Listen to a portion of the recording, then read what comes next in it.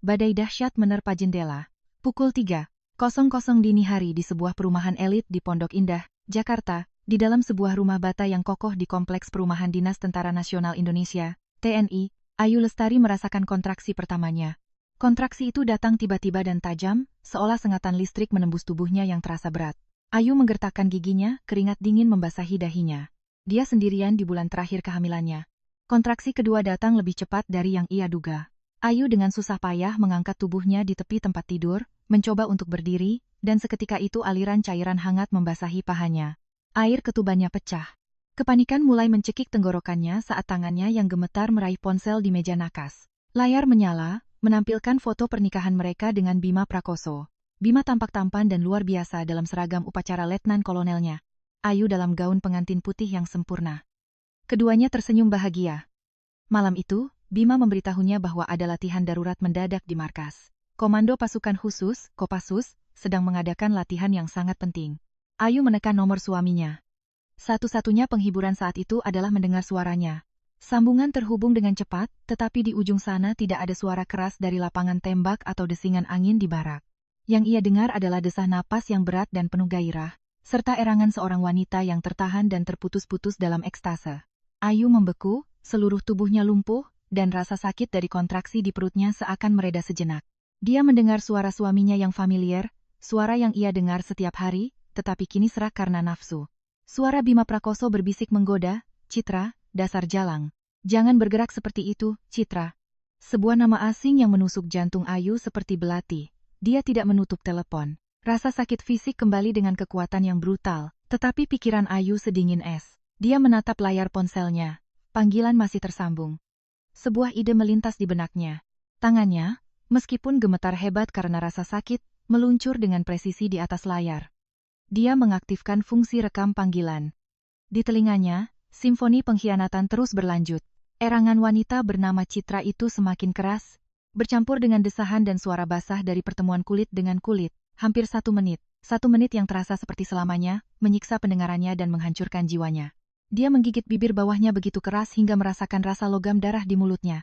Panggilan itu tiba-tiba berakhir dari seberang. "Bima, tak diragukan lagi, telah selesai." Ayu menarik napas dalam-dalam. Rasa sakit yang tajam di rahimnya tidak ada apa-apanya dibandingkan dengan sakit hati yang mencekiknya. Dengan tenang, dia melihat file audio yang baru saja tersimpan secara otomatis. Dia tidak menelepon Bima kembali. Dia membuka kontak dan menelepon sopir keluarga Prakoso. Suaranya kering, tetapi sangat tenang. "Pak Budi, air ketuban saya pecah. Jemput saya sekarang juga. Antar saya ke Rumah Sakit Pusat Angkatan Darat Gatot Subroto." Dia menutup telepon tanpa memberi kesempatan sopir itu untuk bertanya. Kemudian, Ayu membuka aplikasi pesan, menggulir daftar kontaknya, dan berhenti pada sebuah nama yang disimpan dengan sangat hormat, "Papa." Itu adalah Jenderal TNI Hartono Prakoso, Panglima Komando Daerah Militer Jayakarta, Pangdam Jaya, ayah mertuanya. Jari Ayu dengan tegas menekan file audio yang baru saja disimpan, dan mengirimkannya. Setelah file berhasil terkirim, dia mengetik pesan singkat. Setiap kata jelas dan ringkas. "Papa, air ketuban saya pecah. Saya sedang dalam perjalanan ke Airspat Gatot Subroto. Bima sedang sibuk. Kirim." Dia melempar ponselnya dan mempersiapkan diri untuk kontraksi berikutnya, merasa seolah punggungnya akan patah menjadi 2. Malam ini, entah dia dan bayinya akan mati, atau mereka semua akan membayar harganya. Sebuah sedan dinas hitam melesat menembus hujan deras. Jakarta di malam hari dilanda badai. Ayu duduk di kursi belakang, mencengkeram sabuk pengaman erat-erat. Wajahnya pucat, tanpa setetes air mata pun, tetapi tatapannya kosong, menatap dunia di luar jendela. Lampu-lampu neon kota kabur oleh hujan, sama seperti pernikahannya yang baru berjalan 3 tahun. Dia dan Bima Prakoso dipertemukan oleh perjodohan keluarga. Di satu sisi, keluarga terpandang dari kalangan intelektual Jakarta, Profesor Universitas Indonesia. Ayahnya adalah seorang profesor sejarah ternama. Di sisi lain, sebuah dinasti militer yang gemilang, dengan 3 generasi jenderal. Itu adalah persatuan yang sempurna. Tetapi Ayu benar-benar jatuh cinta pada Bima karena kualitasnya yang luar biasa. Dia adalah letnan kolonel termuda di unitnya, kebanggaan komando. Awalnya, Bima memperlakukannya dengan sangat baik, dengan hormat dan sopan.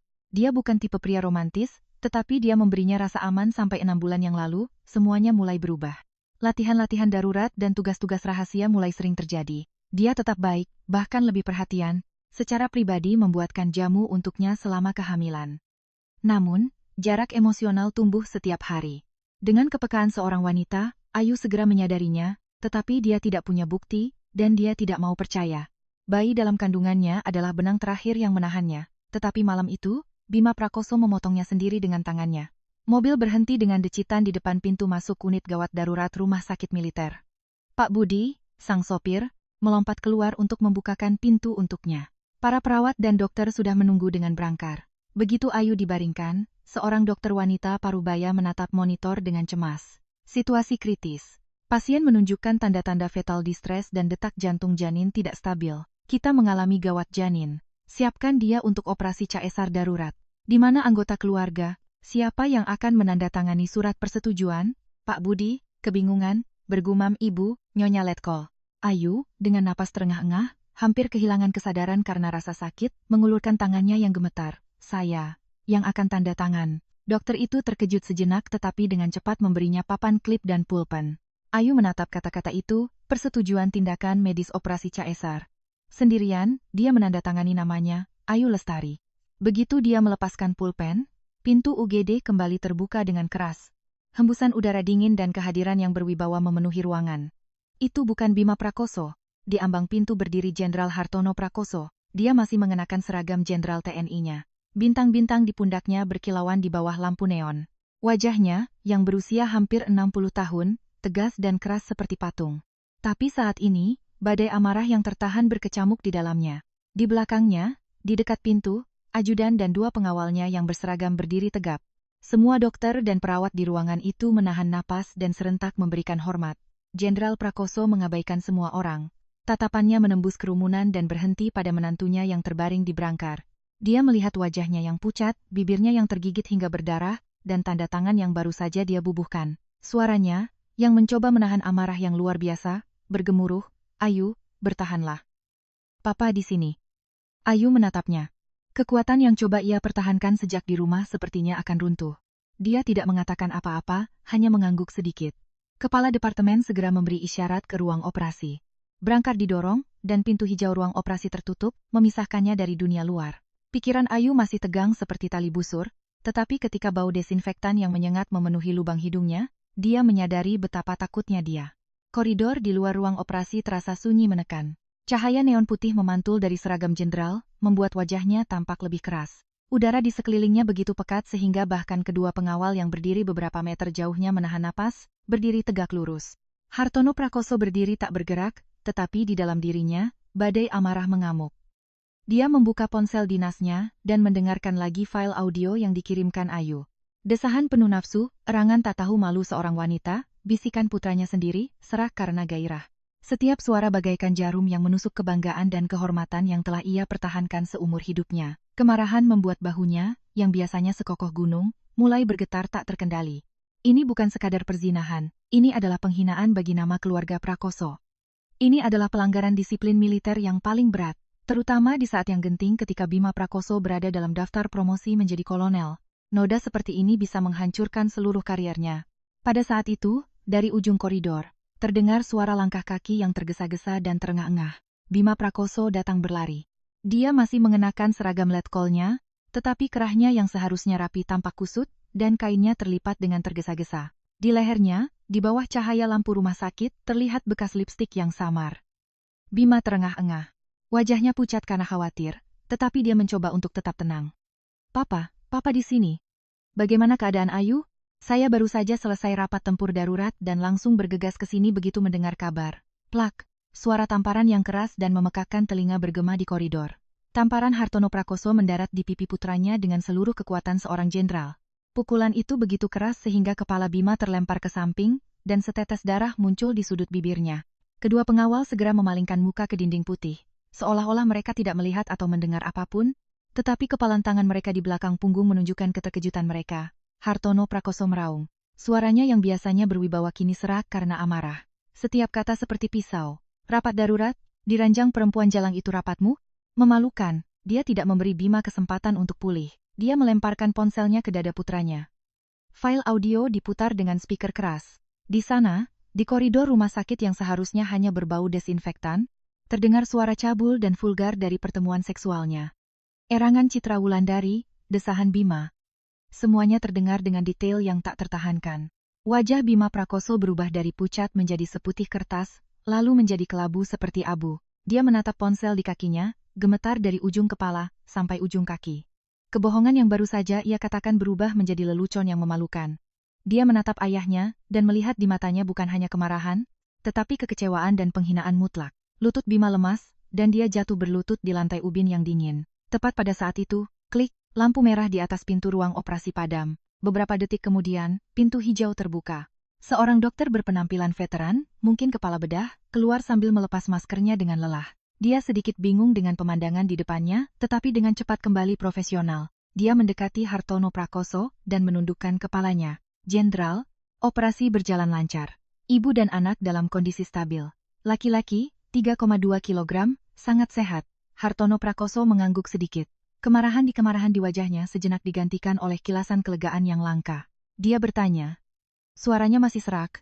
Bagaimana menantu saya? Dokter itu menghela napas.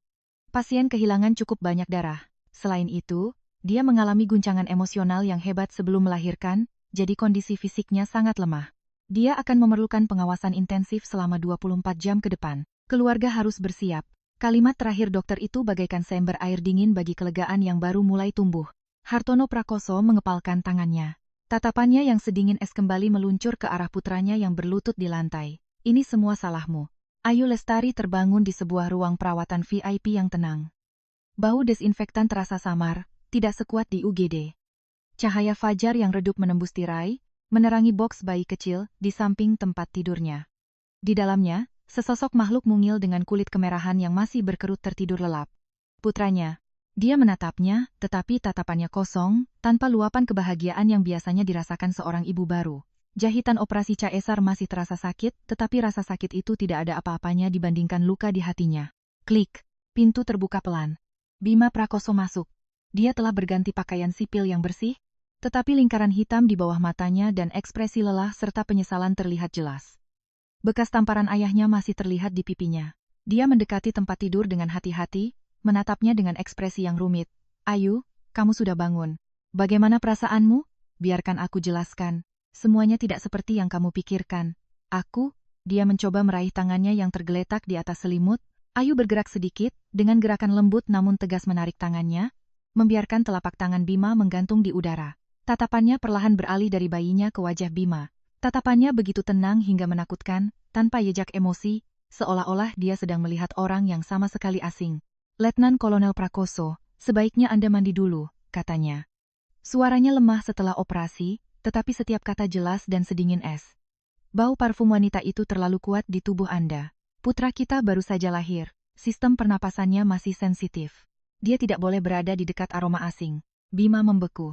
Letnan Kolonel Prakoso, begitulah Ayu memanggilnya. Bukan Mas Bima, bukan sayang. Panggilan formal yang jauh dan ironis itu seperti dinding es tak terlihat yang tumbuh di antara mereka. Dia menyadari dengan ngeri perubahan pada Ayu. Dia tidak berteriak, tidak menanyainya, tidak menghinanya. Hanya ada sikap dingin yang mutlak. Sikap dingin yang lebih menakutkan daripada badai apapun. Itu berarti hatinya telah mati. Pada saat itu, pintu terbuka lagi. Hartono Prakoso masuk, diikuti oleh ajudannya. Sang jenderal telah berganti seragam dengan pakaian yang lebih sederhana, tetapi aura wibawanya tidak berkurang. Dia menatap putranya dengan mata setajam pisau. Segera kembali ke markas, tulis laporan rinci tentang perilakumu semalam. Mulai saat ini sampai pemberitahuan lebih lanjut, kamu berada di bawah tahanan penuh di sel militer. Jangan melangkah keluar. Serahkan ponselmu. Suaranya tidak keras, tetapi setiap perintah bersifat mutlak. Bima tidak berani membantah. Dia tahu dia telah membuat kekacauan besar. Dia membungkuk, diam-diam mengeluarkan ponsel dari sakunya, dan menyerahkannya kepada ajudan ayahnya dengan kedua tangan. Kemudian, dia menatap Ayu dengan putus asa, dan meninggalkan ruangan dengan kepala tertunduk. Pintu tertutup. Hanya Ayu dan ayah mertuanya yang tersisa di ruangan itu. Hartono Prakoso mendekati tempat tidur. Suaranya menjadi jauh lebih lembut. Istirahatlah, nak. Jangan terlalu banyak berpikir. Aku jamin, aku akan memberimu penyelesaian yang memuaskan untuk semua ini. Ayu menatapnya dengan mata kering tanpa air mata. Dia mengangguk sedikit. Lalu mengalihkan pandangannya kembali ke jendela. Penyelesaian yang memuaskan. Dia bertanya-tanya, Untuk pernikahan yang hancur dan hati yang mati, adakah penyelesaian yang bisa memperbaiki segalanya? Di sebuah apartemen mewah di pusat kota, Citra Wulandari dengan tenang mengaplikasikan masker wajah. Aroma lavender memenuhi udara. Hujan telah berhenti, tetapi langit masih kelabu. Ini adalah apartemen yang diam-diam dibeli Bima Prakoso untuknya dengan uangnya sendiri. Segala sesuatu di rumah itu adalah pilihannya. Dari sofa kulit Italia berwarna krem hingga karpet wol lembut di bawah kakinya. Dia baru saja menerima pesan dari seorang teman perawat di rumah sakit militer. Ayu Lestari sudah melahirkan. Laki-laki. Operasi CSR darurat. Jenderal datang sendiri. Bibir Citra yang tertutup masker melengkung menjadi senyuman. Dia tidak merasakan kepanikan sedikit pun. Sebaliknya, perasaan kemenangan memenuhi dadanya. Dia tahu Bima pasti sedang dimintai pertanggungjawaban dan mungkin menghadapi kemarahan ayahnya. Memangnya kenapa? Semua itu adalah bagian dari rencananya. Tadi malam, ketika telepon Bima berdering saat mereka sedang berada di puncak gairah, dia melihat nama Ayu di layar. Dialah yang sengaja mengerang lebih keras, menggunakan suara yang paling provokatif untuk menyiksa wanita di seberang sana. Dia ingin Ayu Lestari tahu. Dia ingin memberikan pukulan mematikan itu kepada wanita yang ia anggap lemah, yang selalu bersembunyi di balik cangkang intelektualnya yang halus. Target Citra tidak pernah hanya Bima Prakoso. Dia memang putra jenderal yang cemerlang dan tampan, tetapi dia hanyalah batu loncatan. Apa yang sebenarnya ia inginkan adalah gelar Nyonya Prakoso, dengan segala gengsi dan kekuasaan yang menyertainya. Dia telah mempelajari Ayu Lestari dengan cermat, wanita yang terlalu rasional, terlalu tenang, hidup dalam kehidupan yang terlalu aman. Tipe wanita seperti ini akan hancur total oleh satu pukulan yang cukup kuat. Erangan tadi malam adalah pukulan itu. Dia melepas maskernya dan mengagumi wajahnya yang bersih dan polos di cermin. Penampilan ini adalah senjatanya yang paling ampuh. Itu membuat para pria tergila-gila dan membuat para wanita lengah. Dia menepuk-nepuk pipinya. Matanya berkilauan dengan perhitungan. Sekarang saatnya untuk rencana B. Dia membuka ponselnya dan masuk ke akun Instagram pribadinya, yang hanya ia gunakan untuk berkomunikasi dengan beberapa teman dekat. Dia memilih sebuah foto yang ia ambil minggu lalu. Itu adalah foto artistik. Hanya sudut sprei hijau tentara dan tangannya yang ramping mencengkeram pergelangan tangan di lengan seragam yang terlihat. Wajah pria itu tidak terlihat, tetapi siapapun bisa menebak siapa dia. Dia menulis keterangan singkat yang penuh arti. Bahkan badai pun tak membuatku takut saat aku bersamamu. Setelah memposting, dia memastikan akun itu bersifat pribadi, hanya bisa dilihat oleh beberapa orang di daftarnya. Di antara mereka adalah istri seorang perwira dari Dinas Kebudayaan, seorang wanita yang dikenal sebagai Ratu Gosip dengan koneksi yang baik di kalangan istri pejabat tinggi di Jakarta. Dia tahu bahwa dalam waktu kurang dari sehari, foto dan pesan ini akan sampai ke mata orang yang paling perlu melihatnya, Ratna Widjojo, Ibu Bima Prakoso. Citra telah meneliti semuanya. Ratna adalah wanita berkarakter lemah, tinggal di luar Jakarta, tetapi selalu merasa bersalah karena tidak bisa cukup dekat untuk merawat putranya. Dia juga tidak terlalu senang dengan menantu yang rasional seperti Ayu Lestari. Ibu seperti itu adalah titik lemah keluarga ini. Jika Ratna ikut campur, seketat apapun Hartono Prakoso, dia harus mengalah pada istrinya. Pada saat itu, Ayu Lestari, yang baru saja melalui pengalaman hidup dan mati dan sekarang menghadapi tekanan dari ibu mertuanya, pasti tidak akan tahan dan menyerah. Citra tersenyum puas dan meletakkan ponselnya. Dia yakin hari di mana dia akan masuk ke rumah keluarga Prakoso sebagai Nyonya Prakoso yang baru sudah tidak lama lagi. Mangsa telah jatuh ke dalam perangkap. Yang tersisa hanyalah mengencangkan jeratnya perlahan-lahan. 5 hari di rumah sakit terasa seperti selamanya. Pemulihan Ayu Lestari berjalan lambat. Jahitan operasi caisar masih sakit dan tubuhnya begitu lemah sehingga ia hampir tidak menghasilkan ASI untuk putranya. Genta kecil putranya sebagian besar harus diberi susu formula. Dia menatap bayinya dalam diam, tidak bisa menggambarkan perasaannya. Ada cinta, tetapi juga ada keterasingan yang samar. Anak ini lahir pada malam badai dan pengkhianatan.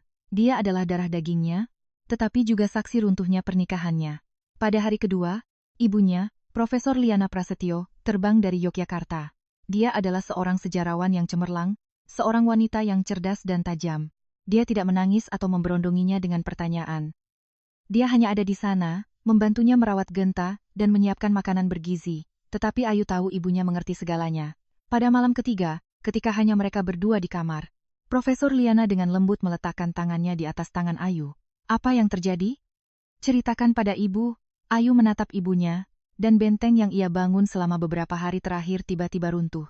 Dia tidak menangis, tetapi suaranya bergetar. Dia menceritakan semuanya, panggilan telepon jam 3 pagi, erangan wanita lain, sikap dingin Bima Prakoso. Ketika dia selesai, wajah ibunya mengeras. Kemarahan berkobar di matanya yang biasanya tenang. Tapi dia tidak mengutuk keluarga Prakoso. Dia hanya meremas tangan putrinya lebih erat. Putri Liana Prasetyo tidak akan menanggung penghinaan seperti ini. Apapun yang kamu putuskan, ibu akan mendukungmu. Kalimat itu memberi Ayu kekuatan yang ia butuhkan.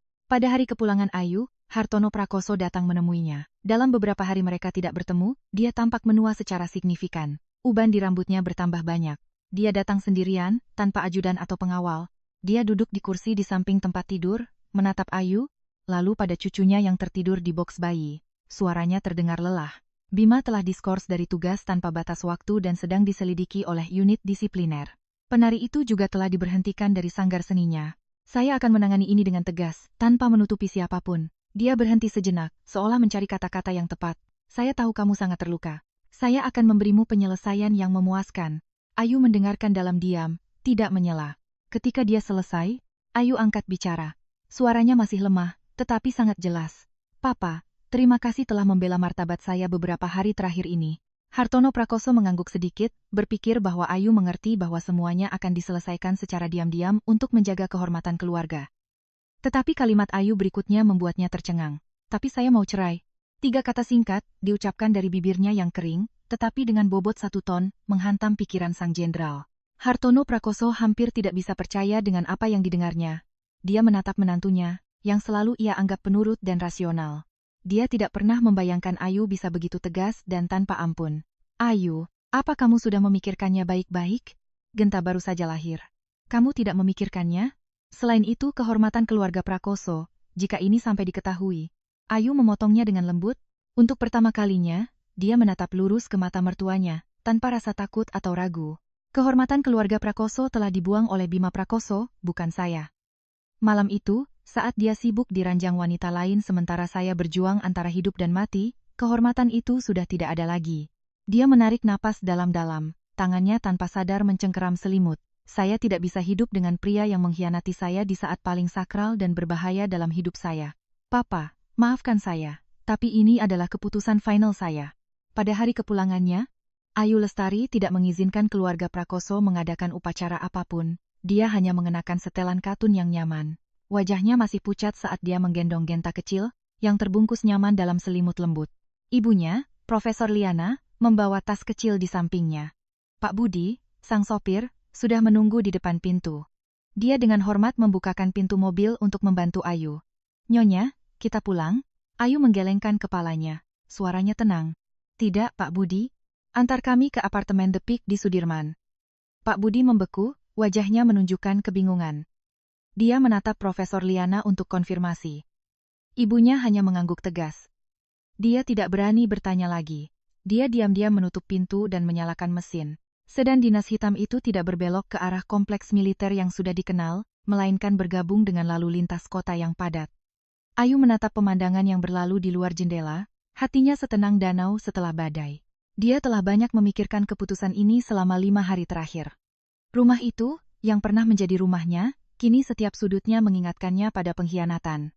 Dia tidak bisa lagi bernapas di udara itu. Hartono Prakoso tidak menghentikannya. Ketika Pak Budi melaporkan kepadanya, dia terdiam lama di ruang kerjanya, lalu melambaikan tangannya, biarkan dia pergi. Dia tahu, dengan karakter Ayu, memaksanya saat ini hanya akan memperburuk keadaan. Tetapi dia tidak meninggalkannya sepenuhnya. Sebuah perintah rahasia diberikan. 2 pengawal terbaiknya dengan pakaian preman akan bergiliran menjaga keselamatan Ayu dan putranya dari kejauhan, 24,7. Bagaimanapun juga, mereka masih menantu dan cucu seorang pangdam. Apartemen yang disewa Profesor Liana berada di lantai 28, dengan pemandangan seluruh kota. Tidak semewah rumah keluarga Prakoso, tetapi bersih, modern, dan yang terpenting, bukan milik keluarga Prakoso. Itu adalah ruang yang aman, awal yang baru. Ketika pintu tertutup, memisahkan mereka dari dunia luar, Ayu merasa akhirnya bisa bernapas. Dia meletakkan Genta di tempat tidur kecil yang telah mereka siapkan, mengawasi putranya tidur. Perasaan tanggung jawab yang berat, tetapi juga kepuasan yang manis, menyelimutinya. Mulai saat ini, dia tidak hanya hidup untuk dirinya sendiri. Malam itu, setelah menidurkan Genta, Ayu kelelahan dan hendak tidur ketika ponselnya bergetar. Itu nomor tak dikenal. Dia ragu sejenak, tetapi menjawabnya. Di seberang sana, hening selama beberapa detik, lalu terdengar suara yang familiar, tegang karena amarah. Apa kamu sudah cukup puas membuat drama? Itu Bima Prakoso. Dia berada di bawah tahanan dan tanpa ponsel, tetapi dia menemukan cara untuk mendapatkan yang lain untuk meneleponnya. Ayu tidak mengatakan apa-apa, hanya mendengarkan dalam diam. Keheningannya sepertinya membuatnya semakin marah. Suara Bima menjadi lebih tajam. Aku tanya, apa kamu sudah puas membuat drama dengan pindah dari rumah? Kamu tahu apa yang digosipkan semua orang di markas? Segera pulang. Apa kamu mau seluruh komando menertawakanku? Pada saat itu, Ayu tertawa pelan, tawa yang ringan namun sarkastis. Tawa itu seperti bensin yang disiramkan ke api. Bima berteriak di telepon. Ayu Lestari, apa yang kamu tertawakan? Jangan pikir karena ayahku membelamu, kamu bisa melakukan apa saja yang kamu mau. Ayu perlahan duduk. Suaranya sedingin es gletser. Bima Prakoso, dia memanggil nama lengkapnya. Kamu seharusnya khawatir tentang jabatan letnan kolonelmu sebelum mengkhawatirkan harga dirimu. Menurutku, seorang letkol dari Kopassus yang berbohong kepada atasannya untuk tidur dengan seorang penari di malam istrinya, melahirkan jauh lebih lucu daripada istri dan putranya yang pindah dari rumah. Dia berhenti sejenak dan melanjutkan. Setiap kata seperti pisau. Dan omong-omong, pengacaraku akan segera mengirimkan surat gugatan cerai ke markasmu. Dengan kata-kata itu, dia dengan tegas menutup telepon, tidak memberinya kesempatan untuk mengatakan apapun lagi. Ini adalah pertama kalinya dia menghadapinya dengan sikap sekeras itu. Di ruangan yang sunyi, hanya terdengar napas lembut genta kecil. Ayu menatap putranya, mengepalkan tangannya. Perang baru saja dimulai. Kabar bahwa Ayu Lestari telah meninggalkan rumah bersama putranya dan mengajukan gugatan cerai, ditambah dengan skorsing Bima Prakoso, tidak bisa lagi disembunyikan. Seperti api liar, berita itu menyebar di kalangan elit Jakarta, sampai ke telinga Ratna Widjojo. Keesokan harinya, Ibu Bima Prakoso terbang ke Jakarta dengan penerbangan pertama. Dia adalah seorang wanita yang dimanjakan sejak kecil, lalu dilindungi oleh suaminya. Di usianya yang lebih dari 50 tahun, dia masih terlihat muda dan elegan, tetapi matanya kurang tajam dan berpengalaman. Hal pertama yang ia lakukan setibanya di Jakarta bukanlah pergi ke rumah sakit untuk menemui menantu dan cucunya, atau ke apartemen untuk mengunjungi mereka, melainkan menggunakan koneksi lamanya untuk langsung masuk ke markas tempat Bima ditahan. Di ruang kunjungan yang suram, Ratna melihat putra satu-satunya, kuyuh dengan janggut beberapa hari, dan air mata langsung menggenang di matanya. Dia memeluk putranya, menepuk punggungnya dengan lembut, dan menangis. Anakku sayang, bagaimana bisa kamu sebodoh ini? Dia menangis dan mengutuk Citra Wulandari, menyebutnya perebut suami orang dan jalang. Tetapi setelah mengutuk, dia menoleh ke putranya. Suaranya penuh celaan, bukan karena dia tidak setia, tetapi karena dia membiarkan semuanya terungkap. Kamu boleh bersenang-senang di luar, ibu tidak peduli. Pria mana yang tidak punya kelemahan? Tapi bagaimana bisa kamu membiarkan si Ayu itu tahu? Sekarang lihat kekacauan ini. Ayahmu murka, dan dia bahkan menuntut cerai. Kamu harus membujuk istrimu untuk kembali. Keluarga Prasetyo bukan sembarang orang. Kalau ini membesar, hanya kamu yang akan menderita. Setelah menceramahi putranya, Ratna Widjojo teringat misi utamanya. Dia mendapatkan nomor telepon baru Ayu, dan segera meneleponnya. Ayu sedang menyusui Genta dari botol ketika panggilan itu datang. Melihat ibu mertua di layar, dia mengerutkan kening, tetapi menjawab, "Halo." Di seberang sana, suara Ratna manis dan penuh perhatian, sangat berbeda dari nada marahnya saat bersama putranya. "Ayu, sayang, ini ibu. Bagaimana keadaanmu dan si kecil? Ibu sangat khawatir beberapa hari ini. Begitu ibu bisa menyelesaikan urusan, ibu langsung terbang menemuimu." Ayu menjawab dengan tenang. "Terima kasih atas perhatiannya, Ibu Ratna. Kami baik-baik saja." Ratna langsung ke pokok permasalahan, dengan nada yang meyakinkan sekaligus sedikit menyalahkan. "Ayu, ibu dengar kamu dan Bima ada sedikit salah paham. Ibu tahu, Bima salah. Dia mengecewakanmu. Tapi dengar, semua pria membuat kesalahan. Mereka sedikit bersenang-senang. Kamu adalah seorang istri yang menjaga keutuhan keluarga. Kamu harus sedikit lebih pengertian. Genta masih sangat kecil. Dia tidak bisa tumbuh tanpa keluarga yang utuh, kan?" Dia berbicara tanpa henti, menggunakan semua argumen yang biasanya didengar istri ketika suaminya tidak setia. Ayu mendengarkan dalam diam, tidak menyela. Keheningannya membuat Ratna berpikir dia melunak. Dia melanjutkan, "Dengarkan ibu, pulanglah. Selesaikan masalah kalian di balik pintu tertutup. Kalau kamu pulang, ibu akan membuat dia berlutut meminta maaf padamu. Yang sudah berlalu biarlah berlalu, ya, sayang?" Saat itulah Ayu berbicara, perlahan. Suaranya tidak menyimpan dendam, hanya tekad yang lelah dan sedingin es. "Ibu Ratna, pengertian saya sudah habis pada malam saya melahirkan."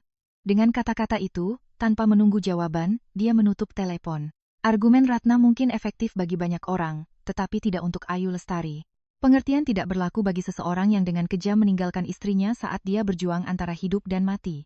Kehidupan di apartemen mewah mulai menjadi normal. Di bawah perawatan ibunya, kesehatan Ayu Lestari membaik dari hari ke hari. ASInya mulai keluar. Meskipun tidak banyak, dia bersikeras untuk menyusui Genta. Setiap kali dia melihat putranya yang mungil menyusu di dadanya, ikatan yang sakral dan kuat terbentuk, menenangkan luka di hatinya. Dia tidak punya waktu lagi untuk berkubang dalam kesedihan. Dia harus kuat untuk putranya. Suatu sore, setelah Genta tertidur, Ayu mulai membereskan beberapa barang yang ia bawa dari rumah, sebagian besar pakaian bayi dan beberapa dokumen pribadi. Saat dia melihat-lihat catatan pemeriksaan kehamilannya, angka-angka dan gambar USG muncul di depan matanya. Dia melihatnya, bukan karena nostalgia, tetapi mencari sesuatu anomali yang mungkin ia lewatkan. Dan kemudian, dia berhenti. Pikirannya kembali ke 6 bulan terakhir. Sejak dia hamil, Bima Prakoso menjadi sangat perhatian dan peduli, terutama dalam menyiapkan jamu untuknya. Setiap hari, sesibuk apapun, dia secara pribadi akan membuatkan jamu untuknya, mengatakan bahwa dia telah menemukan ahli jamu terbaik di Jakarta, yang meresepkan ramuan khusus untuknya, sangat bergizi dan baik untuk ibu dan bayi. Saat itu, dia sangat tersentuh, mengira Bima telah berubah demi anak mereka, bahwa dia lebih peduli padanya. Dia dengan patuh meminum setiap cangkir yang pahit, percaya itu adalah cinta dari suaminya. Tapi sekarang, mengingatnya, rasa dingin merayap di punggungnya. Dia ingat bagaimana tubuhnya terasa dalam beberapa bulan terakhir kehamilan. Selalu lelah, lesu, sangat mengantuk. Dokter mengatakan itu normal selama kehamilan, dan dia mempercayainya. Tetapi kelelahan ini terasa berlebihan, sampai-sampai terkadang dia hanya ingin berbaring di tempat tidur, tanpa kekuatan untuk melakukan apapun. Apakah itu hanya karena kehamilan, atau juga karena efek dari jamu-jamu itu? Kebaikan palsu Bima kini muncul di benaknya sebagai pertunjukan yang menjijikkan. Kecurigaan lain muncul, kebohongannya pada malam persalinan. Latihan darurat. Ayu punya seorang teman baik sejak kuliah bernama Wulan. Suami Wulan, Bagas, adalah seorang mayor, bawahan langsung Bima Prakoso di Kopassus. Ayu membuka WhatsApp dan menemukan obrolannya dengan Wulan. Dia ragu sejenak, lalu mengetik pesan, mencoba terdengar biasa saja. Wulan, suamimu sibuk banget ya akhir-akhir ini, latihan darurat terus. Kamis malam lalu, suamimu juga menginap di markas kan? Pesan terkirim. Jantung Ayu berdebar kencang. Dia tidak tahu jawaban apa yang ia harapkan. Kurang dari 1 menit, Wulan membalas. Latihan darurat? Nggak tuh. Kamis lalu malah sepi banget. Suamiku bahkan di rumah nonton serial bareng aku. Kamu nggak salah hari Yu. Tangan yang memegang ponsel gemetar. Tidak ada latihan. Bima telah membohonginya. Itu bukan misi militer. Itu adalah kencan yang telah direncanakan. Kencan diranjang dengan wanita lain saat istrinya akan melahirkan.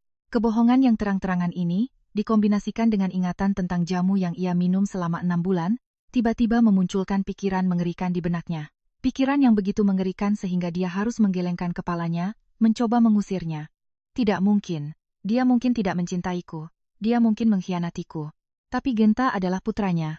Harimau saja tidak makan anaknya sendiri. Tidak mungkin. Tapi benih keraguan, sekali ditanam, akan berakar dan tumbuh dengan cepat di tanah pengkhianatan. Dingin dan tajam, menusuk jauh ke dalam hatinya.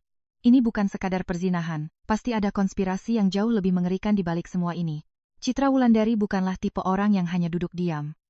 Diberhentikan dari sanggar seni, semua pertunjukannya dibatalkan. Dia benar-benar terisolasi. Dia tidak bisa menghubungi Bima Prakoso sama sekali. Dia merasa gelisah, seperti duduk di atas bara api. Dia memutuskan harus bertindak, mengambil langkah berani. Dia pergi ke apartemen The Peak. Ayu baru saja menidurkan Genta ketika bel pintu berbunyi.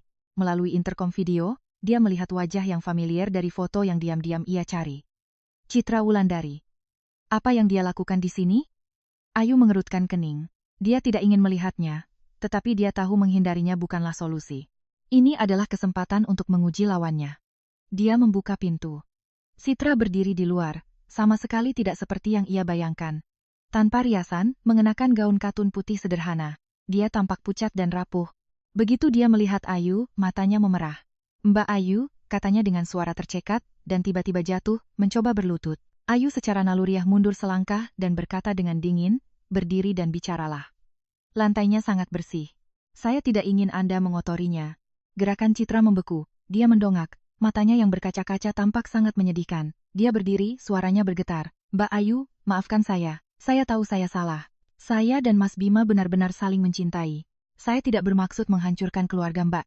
Saya mencoba mengendalikan perasaan saya, tetapi saya tidak bisa. Pertunjukan sempurna dari korban yang tak berdaya, korban cinta. Mungkin orang lain akan luluh, tetapi Ayu hanya menatapnya dengan tenang. Tatapannya begitu menusuk, seolah bisa melihat menembus jiwanya. Dia tidak marah, tidak berteriak. Dia hanya mengajukan pertanyaan ringan dengan bobot 1 ton. Anda mencintainya, atau mencintai posisi sebagai istri putra seorang jenderal?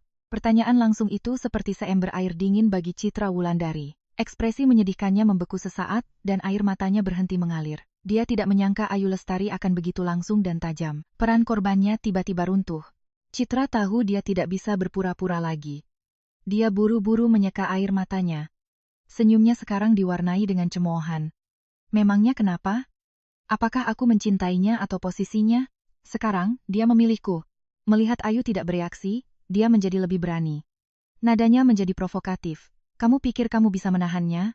Tahu tidak apa yang Mas Bima katakan padaku? Dia bilang, bersamamu itu sama menyesakannya dengan bersama seorang jenderal. Selalu harus memenuhi ekspektasi, selalu begitu benar. Dia bilang kamu diranjang seperti batang kayu, tanpa gairah sama sekali. Dia sengaja menggunakan kata-kata yang paling menghina untuk melukai harga diri Ayu. Dia ingin melihatnya hancur, cemburu, kehilangan kendali. Tapi Ayu tetap tanpa ekspresi. Kata-kata itu tidak bisa lagi melukainya. Dia telah melalui rasa sakit yang paling hebat. Dibandingkan dengan pengkhianatan pada malam persalinan, penghinaan ini hanya seperti angin lalu. Di kepalanya sekarang hanya ada satu keraguan. Dia tersenyum dingin, senyum yang membuat Citra Wulandari gelisah. Ya, dan batang kayu ini masih berhasil memberinya seorang putra untuk melanjutkan garis keturunan Prakoso. Ayu melangkah maju, mencondongkan tubuh ke telinga Citra, dan merendahkan suaranya, sehingga hanya mereka berdua yang bisa mendengar. Dan Anda, Mbak Wulandari, seorang penari, saya dengar Anda sudah 3 kali aborsi, kan? Dokter bilang, rahim Anda sudah terlalu rusak. Saya khawatir, ke depannya, Anda akan kesulitan punya anak. Wajah Citra Wulandari menjadi sepucat lilin. Aborsi adalah rahasia terbesarnya. Hanya orang-orang terdekatnya yang tahu. Bagaimana mungkin Ayu Lestari tahu? Ayu menatap lurus ke matanya, melihat kepanikan dan kemarahan di dalamnya. Dia tahu dia telah mengenai sasaran. Seorang wanita yang ingin masuk ke keluarga yang berkuasa tetapi tidak bisa punya anak tidak lebih dari sekadar hiasan, yang cepat atau lambat akan dibuang. Citra tergagap. Kamu bohong. Dia tidak bisa lagi menjaga ketenangannya. Dia berbalik dan lari, seperti pecundang yang kalah. Ayu menutup pintu, bersandar pada kayu yang dingin. Pertemuan ini, meskipun singkat, memperkuat kecurigaannya. Keputusasaan dan kedengkian di mata Citra tidak bisa disembunyikan. Ini bukan segitiga cinta biasa. Ini adalah permainan hidup dan mati. Dan jamu itu adalah elemen kuncinya. Dia harus menemukan bukti. Kepanikan di mata Citra Wulandari saat dia melarikan diri, adalah dorongan terakhir yang dibutuhkan Ayu Lestari. Dia tidak bisa menunggu lebih lama lagi. Dia harus mengungkap kebenarannya sendiri. Keesokan harinya, dia menelepon sopir, Pak Budi, dengan alasan bahwa dia lupa beberapa perlengkapan bayi yang penting dan dokumen pribadi di rumah. Dan dia harus segera kembali untuk mengambilnya. Mobil dinas itu sekali lagi berhenti di depan gerbang rumah yang sudah dikenalnya. Bi Ijah, asisten rumah tangga lama keluarga Prakoso, bergegas menemuinya.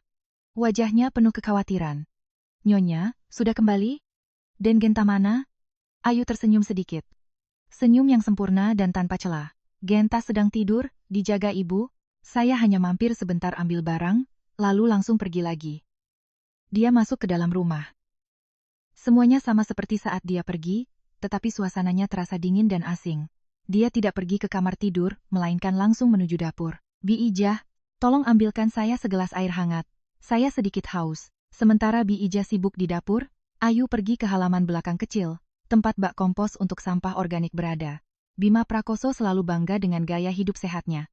Dia mengatakan sisa-sisa ampas jamu harus diletakkan di taman sebagai pupuk untuk tanaman. Jantung Ayu berdebar kencang. Dengan hati-hati, dia mengangkat tutup bak kompos. Bau lembab dan jamu menyengat hidungnya. Di dalamnya, bercampur dengan kulit buah dan ampas teh, ada tumpukan ampas jamu berwarna coklat tua, yang belum sepenuhnya terurai. Ini dia.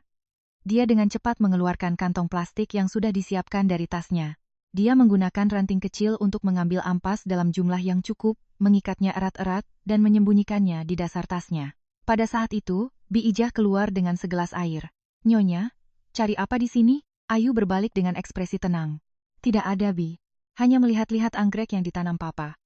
Dia mengambil gelas itu, minum seteguk, dan kembali ke dalam. Dia pergi ke kamar mandi dan pura-pura melihat ke cermin. Dengan kecepatan kilat, dia mencabut beberapa helai rambutnya, membungkusnya dengan hati-hati dalam tisu, dan memasukkannya ke kompartemen lain di tasnya. Setelah mengambil beberapa pakaian genta yang tidak penting untuk menutupi jejaknya, Ayu cepat-cepat pergi. Kembali di dalam mobil, dia merasakan punggung kemejanya basah oleh keringat dingin. Langkah selanjutnya adalah menemukan laboratorium yang andal. Dia tidak bisa pergi ke rumah sakit pemerintah manapun, apalagi rumah sakit militer. Jaringan keluarga Prakoso terlalu luas. Setiap gerakan bisa terdeteksi. Dia teringat ayahnya. Ayahnya adalah seorang ilmuwan, seorang profesor dengan banyak koneksi di dunia akademis. Dia menelepon ayahnya. Papa, apa Papa kenal seseorang yang bekerja di lembaga penelitian independen, yang khusus menganalisis komponen kimia atau farmasi? Salah satu teman saya butuh bantuan untuk masalah pribadi. Ini harus benar-benar rahasia. Profesor Prasetyo tidak banyak bertanya. Dia terdiam beberapa detik, lalu memberinya nomor telepon seorang dokter, mantan mahasiswanya, yang sekarang menjadi kepala laboratorium di sebuah pusat analisis swasta besar di Jakarta. Pada hari yang sama, Ayu pergi ke jasa kurir, dan mengirimkan 2 sampel ke Jakarta melalui pengiriman kilat, meminta kerahasiaan mutlak dari pengirim. Beberapa hari berikutnya adalah penantian yang menyiksa. Dia merawat Genta, sambil terus-menerus memeriksa ponselnya. Jantungnya terasa di tenggorokan. 3 hari kemudian, sebuah email masuk ke email pribadinya. Subjeknya, hasil analisis sampel. Ayu menarik napas dalam-dalam, tangannya yang gemetar mengklik untuk membuka lampiran. Laporan rinci muncul, dengan terminologi kimia dan farmakologi yang rumit. Dia membacanya sekilas, langsung menuju kesimpulan. Analisis sampel bahan herbal, A1, menunjukkan adanya komponen dari beberapa tanaman obat yang biasa digunakan selama kehamilan, seperti Angelica sinensis, Rehmannia, dan Peonia. Namun, terdeteksi adanya 2 senyawa aktif, Z-ligustilida dan crocin, dalam konsentrasi abnormal. Senyawa-senyawa ini sesuai dengan 2 tanaman, Kasumba, Carthamus tinctorius, dan Lova J. ligusticum. Analisis sampel rambut, B1, juga menunjukkan akumulasi jangka panjang dari senyawa serupa. Catatan khusus, Kasumba adalah tanaman obat dengan efek mengaktifkan darah dan menghilangkan stasis, yang penggunaannya sangat dikontraindikasikan bagi wanita hamil karena risiko tinggi menginduksi kontraksi rahim, yang dapat menyebabkan keguguran atau aborsi spontan. Penggunaan dosis kecil dalam jangka waktu lama, meskipun tidak menyebabkan aborsi segera, akan melemahkan kesehatan ibu dan perkembangan janin, berpotensi menyebabkan komplikasi serius saat persalinan, terutama risiko pendarahan pasca melahirkan. Pendarahan pasca melahirkan. Kata-kata itu bergema di kepalanya seperti pukulan palu. Dia teringat kata-kata dokter setelah operasi caesar. Pasien kehilangan cukup banyak darah. Dia memerlukan pengawasan ketat. Seluruh tubuhnya mulai bergetar hebat. Tablet yang dipegangnya jatuh ke karpet lembut. Ini bukan perzinahan, bukan pengkhianatan biasa. Ini adalah percobaan pembunuhan, sebuah konspirasi pembunuhan yang disamarkan sebagai kepedulian dan perhatian. Setiap hari, dia sendiri yang meminum racun yang diberikan suaminya, sambil tersenyum dan berterima kasih atas kebaikannya. Ayu tiba-tiba teringat informasi yang ia temukan. Sebelum bergabung dengan Sanggar Seni, Citra Wulandari pernah bekerja sebentar sebagai asisten di sebuah klinik pengobatan herbal. Gelombang mual naik dari perutnya. Rasa jijik dan ngeri menyelimutinya. Bima Prakoso bukan hanya seorang pengkhianat, dia adalah iblis berwujud manusia. Di dalam sel tahanan yang sempit di markas, Bima Prakoso mondar-mandir seperti binatang di dalam kandang. Dia tidak melihat siapapun selama berhari-hari, tidak menggunakan ponsel, benar-benar terisolasi dari dunia luar. Keheningan yang menakutkan ini lebih buruk daripada teriakan ayahnya. Kariernya, masa depannya, semuanya tergantung pada seutas benang. Dia tidak peduli jika Ayu menceraikannya. Sejujurnya, dia sudah lama bosan dengan pernikahan itu. Dia takut pada investigasi ayahnya. Dia takut kesalahan-kesalahannya yang lain akan terungkap. Bima jatuh ke tempat tidur. Menjambak rambutnya. Bagaimana semuanya bisa sampai seperti ini? Kenangan mulai muncul. Dia bertemu Citra Wulandari di sebuah resepsi di komando. Dia adalah penari utama dalam gaun sutra merah muda pucat, menampilkan tarian klasik. Kecantikannya bukan yang menyilaukan seperti Ayu, melainkan kecantikan yang murni dan lembut, yang membangkitkan keinginan untuk melindungi. Ayu terlalu sempurna. Putri seorang profesor dengan gelar master psikologi, selalu benar, selalu rasional. Bersamanya, Bima selalu merasa diawasi, dihakimi. Dia merasa tercekik, seolah hidup di bawah bayang-bayang ayahnya lagi. Tapi Citra berbeda, dia mengaguminya, memujanya. Matanya berbinar seperti bintang saat menatapnya. Bersamanya, dia merasa seperti pria sejati, seorang letnan kolonel yang berkuasa, yang memegang kendali. Dia terjun ke dalam perselingkuhan itu seperti ngengat ke dalam api, sampai suatu hari, sekitar 7 bulan yang lalu, Citra menemuinya dengan mata bengkak. Dia menunjukkan tes kehamilan dengan 2 garis. Aku hamil, Mas Bima. Bima terkejut. Dia tidak pernah memikirkan konsekuensinya. Citra, sambil menangis, mengatakan kepadanya bahwa dia mencintainya, bahwa dia tidak membutuhkan gelar, tetapi anak itu tidak bersalah. Dia ingin Bima menceraikan Ayu. Cerai? 2 kata itu seperti sambaran petir. Bima tidak berani. Dia takut pada ayahnya. Hartono Prakoso akan mematahkan kakinya, mengambil segalanya darinya, jika dia tahu. Melihat keraguan-raguannya, Citra menangis semakin histeris, mengatakan bahwa jika Bima tidak bisa memberinya status, dia akan membesarkan anak itu sendirian, dan meninggalkan Jakarta selamanya. Di tengah kebingungan antara rasa bersalah, nafsu, dan ketakutan, Citra membisikkan sebuah rencana di telinganya. Dulu aku pernah kerja di toko jamu. Aku tahu beberapa ramuan yang jika digabungkan, bisa membuat wanita hamil merasa lemah dan lelah. Ayu tidak pernah terlalu kuat. Jika dia keguguran, itu akan dianggap karena kelemahan fisiknya sendiri. Dia menatap Bima dengan mata berkaca-kaca, tetapi dengan kilatan perhitungan. Saat itu, dia akan hancur. Kamu manfaatkan kesempatan itu untuk meminta cerai. Dia tidak akan punya kekuatan untuk melawan. Dengan begitu, kamu akan bebas tanpa membuat jenderal marah, dan kita serta anak kita akan punya masa depan. Bima Prakoso, dalam kepengecutan dan kebodohannya, ingin memiliki segalanya tanpa membayar harganya, setuju. Dia meyakinkan dirinya sendiri bahwa dia hanya ingin jalan keluar, bahwa keguguran bukanlah masalah besar. Bagaimanapun juga, mereka masih muda dan bisa punya anak lagi. Dia sama sekali tidak berpikir bahwa Ayu bisa berada dalam bahaya maut. Dia percaya pada Citra ketika dia mengatakan kepadanya bahwa itu hanyalah jamu dengan beberapa efek samping. Kenangan itu berakhir. Sekarang, duduk di ruangan yang dingin ini, Bima merasakan ketakutan yang sesungguhnya. Dia telah meremehkan Ayu Lestari dan melebih-lebihkan kebodohannya sendiri. Dia tidak menyesal telah mengkhianatinya. Dia hanya menyesal telah tertangkap. Ayu Lestari tidak menelepon polisi. Dia tahu bahwa dengan bukti yang mengerikan ini, dia bisa segera mengirim Bima Prakoso dan Citra Wulandari ke penjara. Tetapi itu akan menyebabkan runtuhnya keluarga Prakoso. Hartono Prakoso, satu-satunya orang yang mendukungnya di hari-hari tergelapnya, akan melihat karier dan kehormatan seumur hidupnya hancur. Itu bukan yang ia inginkan. Dia tidak ingin menghancurkan seluruh keluarga. Dia hanya ingin keadilan untuk dirinya dan putranya. Dia menelepon langsung ajudan Hartono Prakoso. Dia mengatur pertemuan dengannya, bukan di rumah atau di markas. Tempatnya adalah sebuah kedai kopi yang tenang di sebuah gang di Cikini. Tempat terpencil, jauh dari dunia kekuasaan keluarga Prakoso. Kedai kopi itu didekorasi dengan gaya klasik, dengan aroma kopi yang samar. Hartono Prakoso sudah ada di sana. Dia mengenakan pakaian sipil, kemeja batik sederhana, tetapi kehadiran wibawanya tidak berkurang. Dia dengan tenang menuangkan kopi. Gerakannya mantap dan tegas. Melihat Ayu masuk, dia mendongak. Ekspresinya agak rumit. Kamu sudah datang, duduklah. Ayu mengangguk sedikit dan duduk di seberangnya.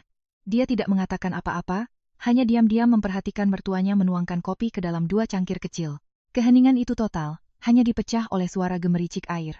Setelah meletakkan cangkir di depan Ayu, Hartono Prakoso akhirnya berbicara. Suaranya dalam dan serak. Tentang Bima, saya sudah melakukan penyelidikan.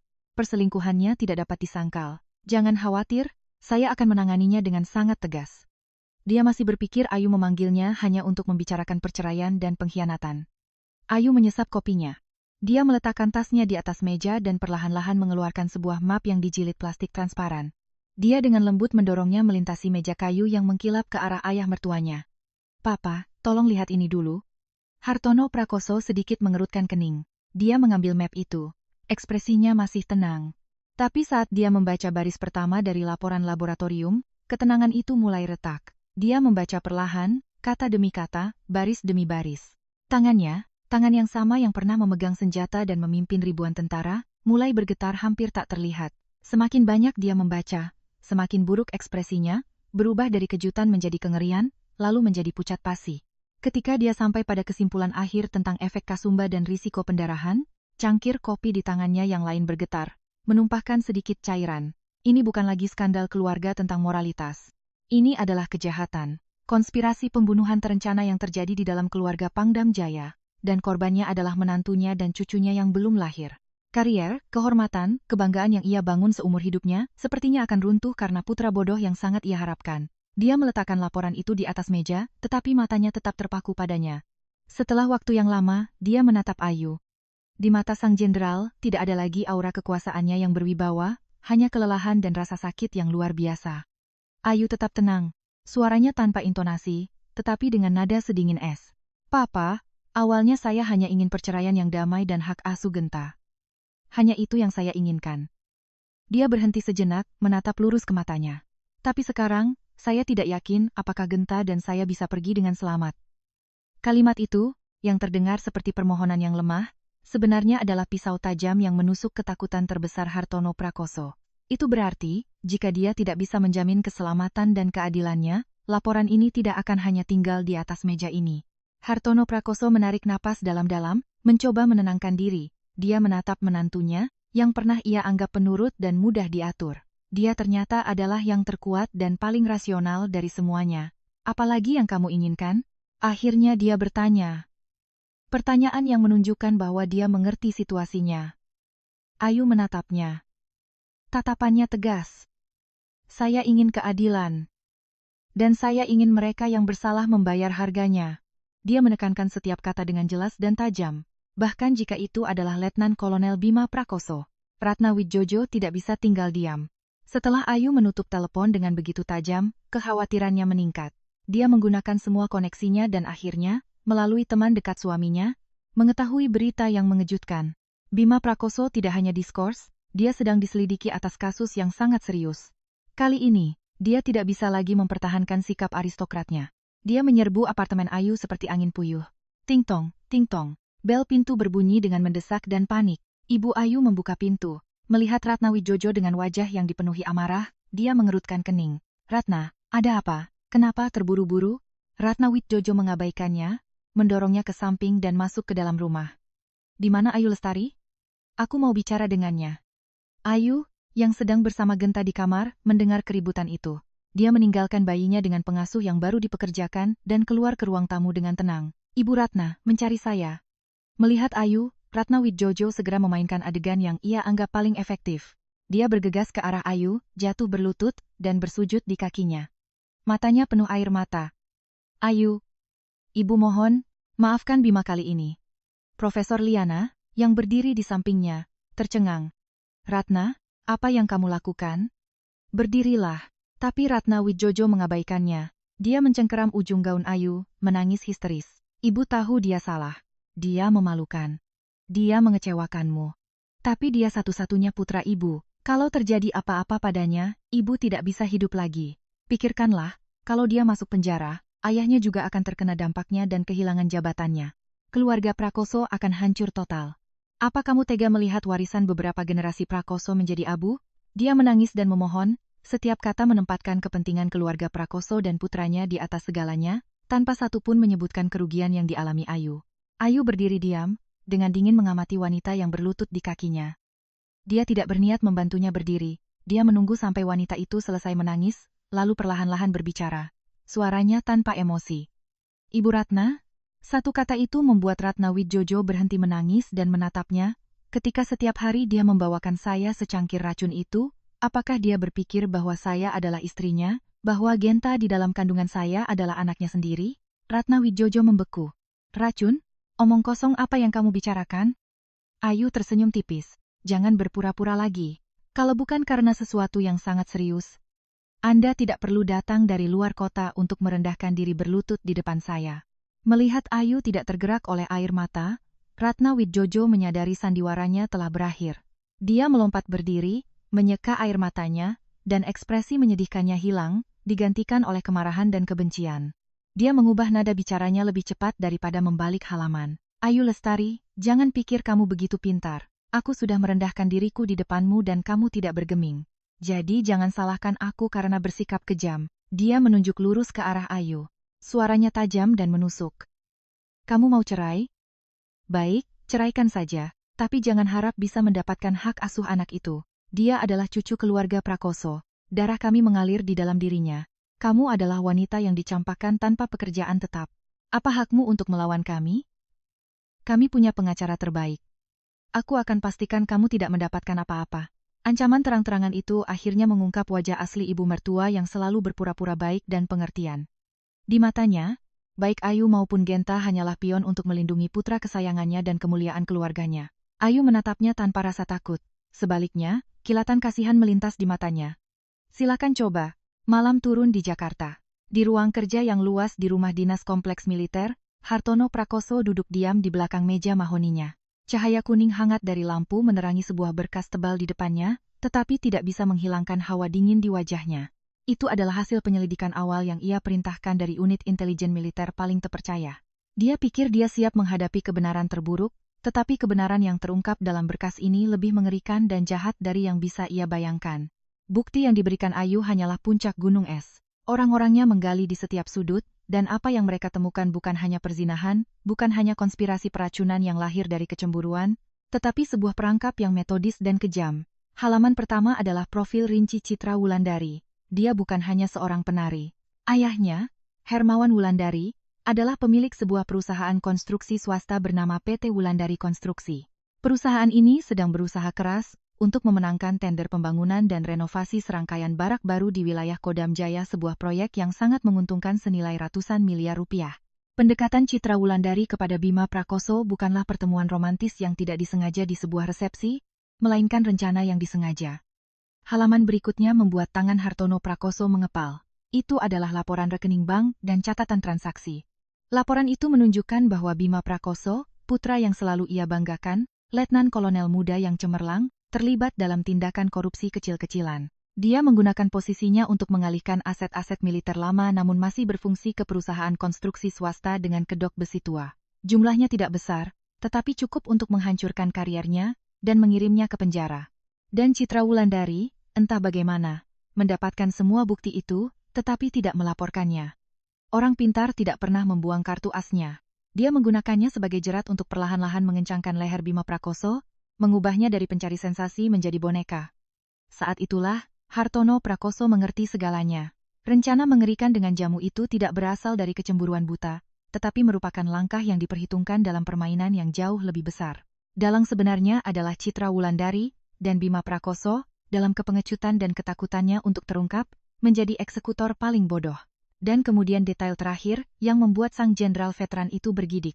Pada malam air ketuban Ayu pecah, Bima Prakoso tidak ada latihan. Dia sudah tahu itu. Tapi dia pergi ke apartemen Citra Wulandari bukan hanya untuk bersenang-senang. Menurut kesaksian tetangga yang diinterogasi oleh intelijen militer, mereka mendengar pertengkaran hebat di apartemen itu pada sore harinya, sebelum semuanya menjadi sunyi. Mereka berdebat tentang bagaimana cara menyingkirkan bukti korupsi. Citra Wulandari kemungkinan besar menggunakan ini untuk menekannya, menuntut sesuatu yang lebih. Dan panggilan telepon Ayu datang tepat pada saat itu, erangan yang didengar Ayu tidaklah acak. Itu adalah senjata. Citra Wulandari melakukannya dengan sengaja. Dia tahu Ayu sedang hamil tua. Tubuhnya telah dilemahkan oleh efek jamu selama setengah tahun. Dia ingin menggunakan kejutan psikologis ekstrem ini untuk memicu persalinan Ayu, berharap rasa sakit itu akan menyebabkan kelahiran prematur, atau lebih buruk lagi, pendarahan fatal di meja operasi kematian alami, akibat komplikasi kehamilan. Jika Ayu meninggal, Citra Wulandari akan menggunakan bukti korupsi untuk memaksa Bima Prakoso menikahinya, secara sah menjadi Nyonya Prakoso. Jika Ayu selamat, dia punya kehamilan palsu yang ia rekayasa untuk membuat Bima tetap terikat padanya dan perlahan-lahan memaksa Ayu bercerai. Rencana jahat yang sempurna, hingga ke detail terakhir. Hartono Prakoso membanting berkas itu. Suara keras itu bergema di ruang kerja yang sunyi. Kemarahan di dalam dirinya digantikan oleh perasaan jijik dan kekalahan yang pahit. Dia telah melahirkan monster, atau membesarkan orang bodoh untuk menjadi alat monster. Hartono Prakoso duduk tak bergerak di ruang kerjanya untuk waktu yang lama. Kegelapan di luar jendela semakin pekat. Dia merasa seolah-olah telah menua 10 tahun dalam satu malam. Seluruh hidup yang penuh kemuliaan, kebanggaan keluarganya, semuanya seakan runtuh di kakinya. Dia mengangkat telepon internal. Suaranya bergemuruh. Bawa Bima Prakoso ke ruang kerja saya. 10 menit kemudian, pintu terbuka. Bima Prakoso masuk, terlihat jauh lebih kuyu dan cemas daripada beberapa hari yang lalu. Dia tidak berani menatap mata ayahnya, hanya menundukkan kepalanya. Papa, memanggil saya? Hartono Prakoso tidak mengatakan apa-apa, hanya menatapnya dalam diam. Tatapannya dingin dan jauh, bukan seperti ayah kepada anak, melainkan seperti jenderal kepada penjahat. Keheningan ini lebih menakutkan daripada badai manapun. Bima mulai berkeringat dingin, tergagap mengucapkan pidato yang telah disiapkannya. Papa, saya tahu saya salah, saya tidak bisa mengendalikan diri. Ini semua salah si Citra itu. Dia yang menggoda saya.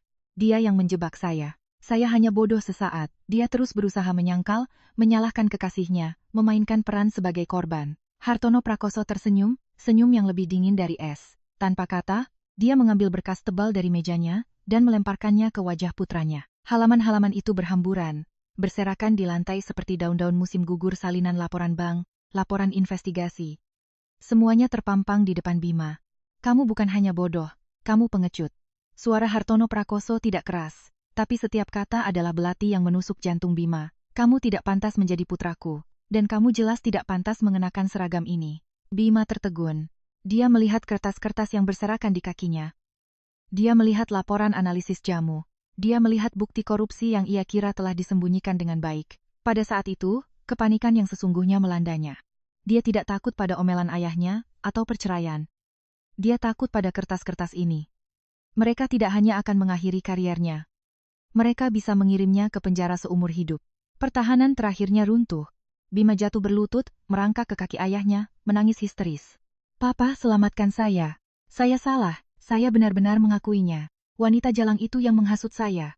Papa kan seorang jenderal, dengan satu kata dari Papa, semuanya akan beres. Tolong, Pa, selamatkan saya sekali ini saja. Saya putra satu-satunya Papa. Dia menangis dan memohon, benar-benar kehilangan ketenangan seorang perwira militer. Hartono Prakoso menatapnya dari atas. Tidak ada belas kasihan di matanya, hanya penghinaan dan kekecewaan yang tak berkesudahan. Dia dengan kasar menendangnya menjauh. Kemudian, dia berbalik, berjalan ke mejanya, dan mengangkat telepon militer khusus berwarna merah. Bima berhenti menangis, menatap ayahnya dengan ngeri. Dia tahu untuk apa telepon itu digunakan. Tangan Hartono Prakoso dengan mantap menekan nomor. Ketika sambungan terhubung, dia berkata dengan suara monoton namun berat, "Auditorat militer." Ini Hartono Prakoso. Dia berhenti sejenak, menarik napas dalam-dalam seolah menggunakan sisa kekuatannya.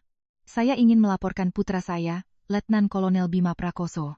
Berita bahwa Bima Prakoso secara resmi ditangkap dan didakwa oleh auditor militer, bukan hanya dikenai sanksi disipliner, sampai ke telinga Citra Wulandari melalui jalur rahasia.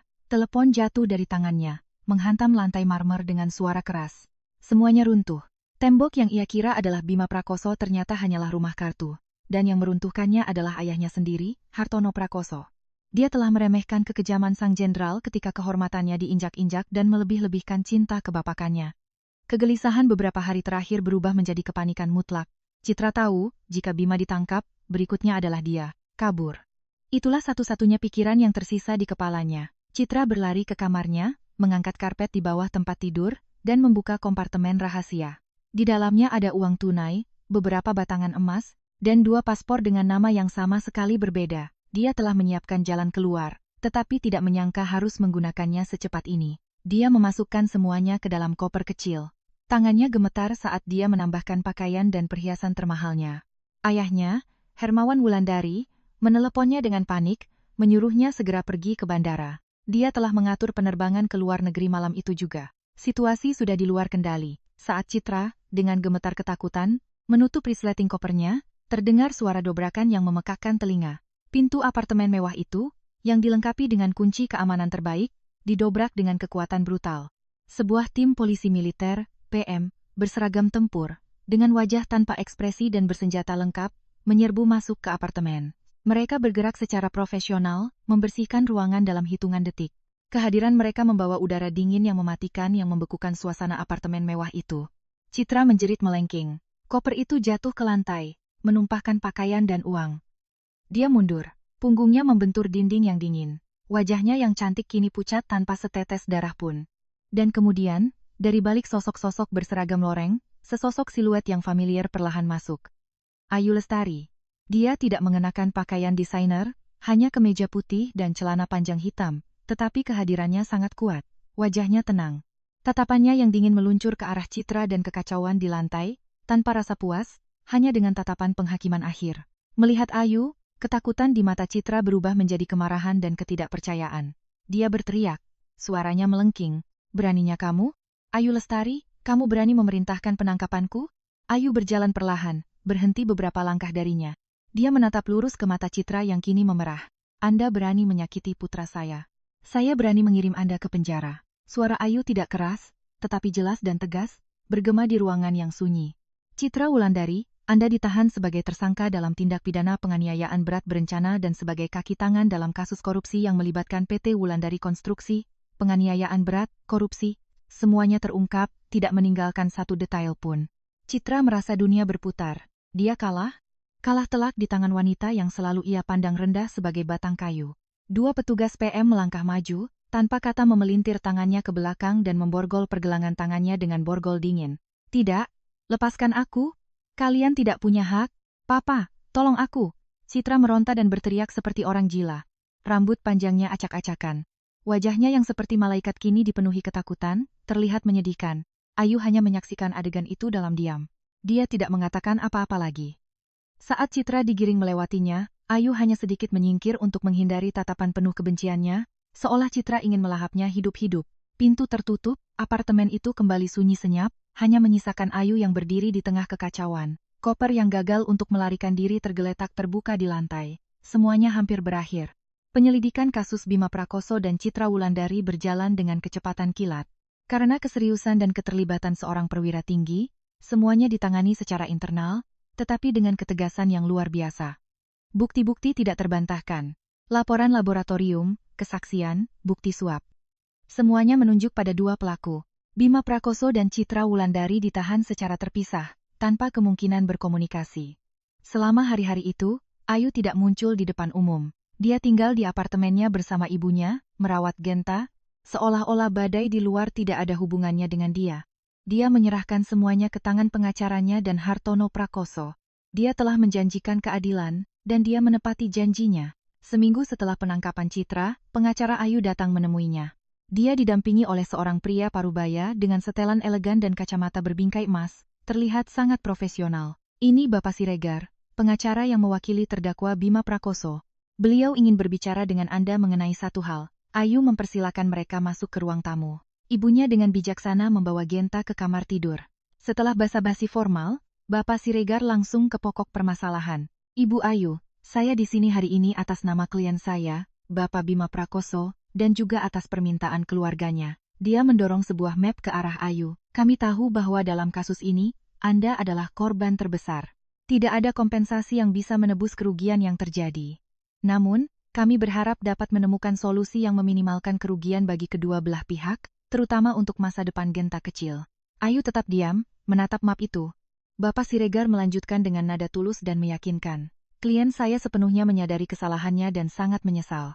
Dia bersedia menerima hukuman apapun sesuai hukum. Namun, di ranah perdata, kami punya usulan. Bapak Bima Prakoso akan segera menandatangani perjanjian cerai tanpa syarat apapun. Dia secara sukarela dan penuh akan melepaskan hak asuh atas Genta. Seluruh harta Gonogini, termasuk rumah, kendaraan, dan tabungan, serta seluruh harta pribadinya, akan diserahkan atas nama Anda sebagai kompensasi kerugian material dan moral. Dia berhenti sejenak dan menatap lurus ke mata Ayu. Sebagai gantinya, kami hanya punya satu permintaan, agar Anda mencabut gugatan perdata atas pasal penganiayaan berat berencana. Itulah tujuan utamanya. Kasus pidana korupsi dan pelanggaran disiplin militer tidak bisa dihindari. Tetapi jika ditambah dengan gugatan perdata dari Ayu atas percobaan peracunan, itu akan menjadi faktor pemberat yang sangat serius, yang menunjukkan kekejaman terdakwa. Hukuman untuk Bima akan jauh lebih berat. Ayu dihadapkan pada sebuah pilihan. Di satu sisi, balas dendam total, mempertahankan gugatan agar Bima Prakoso membayar harga tertinggi atas kejahatannya. Dia bisa menghabiskan bertahun-tahun lebih lama di penjara. Di sisi lain, keuntungan praktis dan penyelesaian yang cepat. Jika dia menerima tawaran itu, dia akan mendapatkan kebebasan, hak asuh penuh atas putranya, dan landasan finansial yang kuat untuk memulai hidup baru, tanpa harus berjuang di pengadilan untuk hak asuh atau harta. Apakah dia perlu mendorong Bima sampai hancur untuk memuaskan kebenciannya? Atau apakah masa depan yang damai untuk dirinya dan putranya lebih penting? Ayu memikirkan Genta. Dia tidak ingin putranya tumbuh dengan ayah yang memiliki hukuman seberat itu, noda sebesar itu pada reputasinya. Dia juga memikirkan Hartono Prakoso, jenderal tua yang harus menyerahkan putranya sendiri ke pengadilan. Tindakan keadilan atas keluarganya sendiri sudah merupakan rasa sakit yang luar biasa. Jika dia mendorongnya sampai akhir, bukankah dia akan menaburkan garam di atas luka? Hartono telah memberinya keadilan. Mungkin dia harus memberinya satu gestur penghormatan terakhir. Ketika Bapak Siregar pergi, ibunya keluar dan bertanya dengan cemas, "Apa yang akan kamu lakukan?" Ayu menatap keluar jendela ke arah kota yang bermandikan cahaya. Dia menggelengkan kepalanya. "Aku tidak tahu, Bu." Profesor Liana duduk di sampingnya, meraih tangannya. "Keadilan itu punya banyak bentuk, Ayu. Terkadang, hukuman terberat bukanlah tahun-tahun di penjara, melainkan kehilangan semua yang pernah kamu miliki. Dan terkadang, kemenangan terbesar bukanlah melihat musuhmu jatuh, melainkan memastikan masa depan yang damai." Kata-kata ibunya seperti balsam, menenangkan kebencian dan keraguan di hatinya. Dia tahu apa yang terbaik untuk Genta dan untuk dirinya sendiri. Pengadilan militer berlangsung di sebuah ruang sidang khusus di dalam kompleks salah satu markas militer di Jakarta. Suasananya khusyuk, nyaris mencekik. Di meja hakim, seorang mayor jenderal berambut putih memimpin. Di sisinya duduk hakim-hakim militer dan sipil.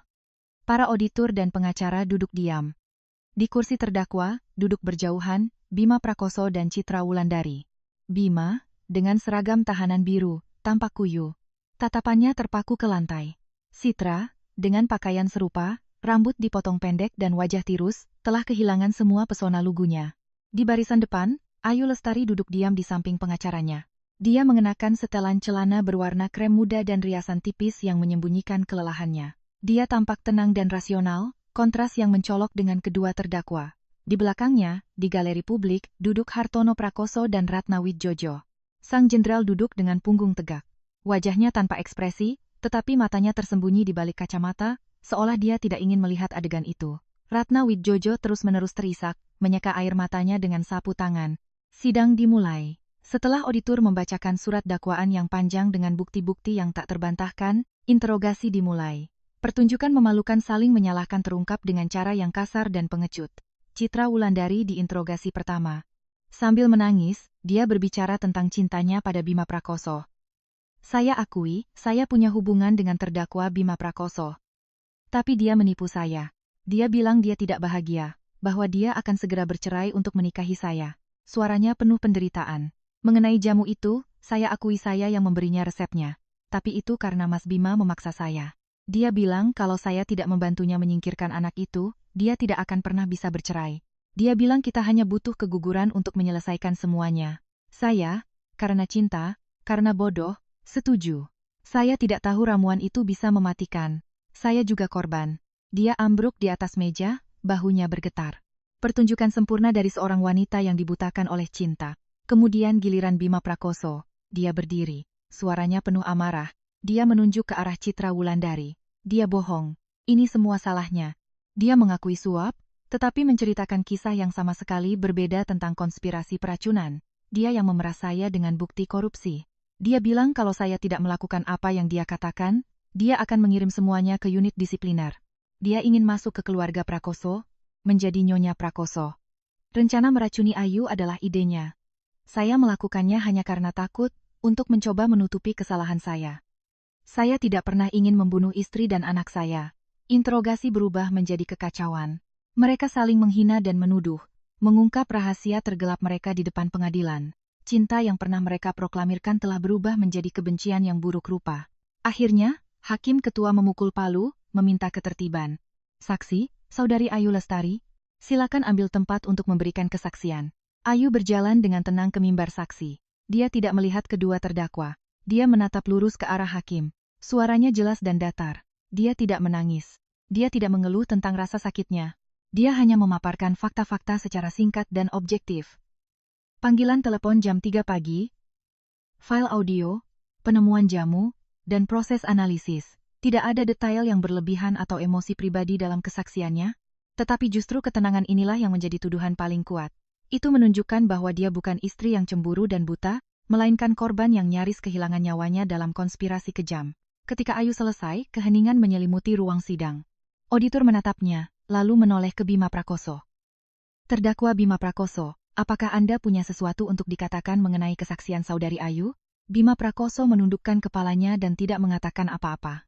Pada saat itu, Ayu tiba-tiba angkat bicara. Suaranya masih tenang. "Yang mulia, bolehkah saya mengajukan satu pertanyaan kepada terdakwa Bima Prakoso?" Hakim mengangguk. Ayu berbalik.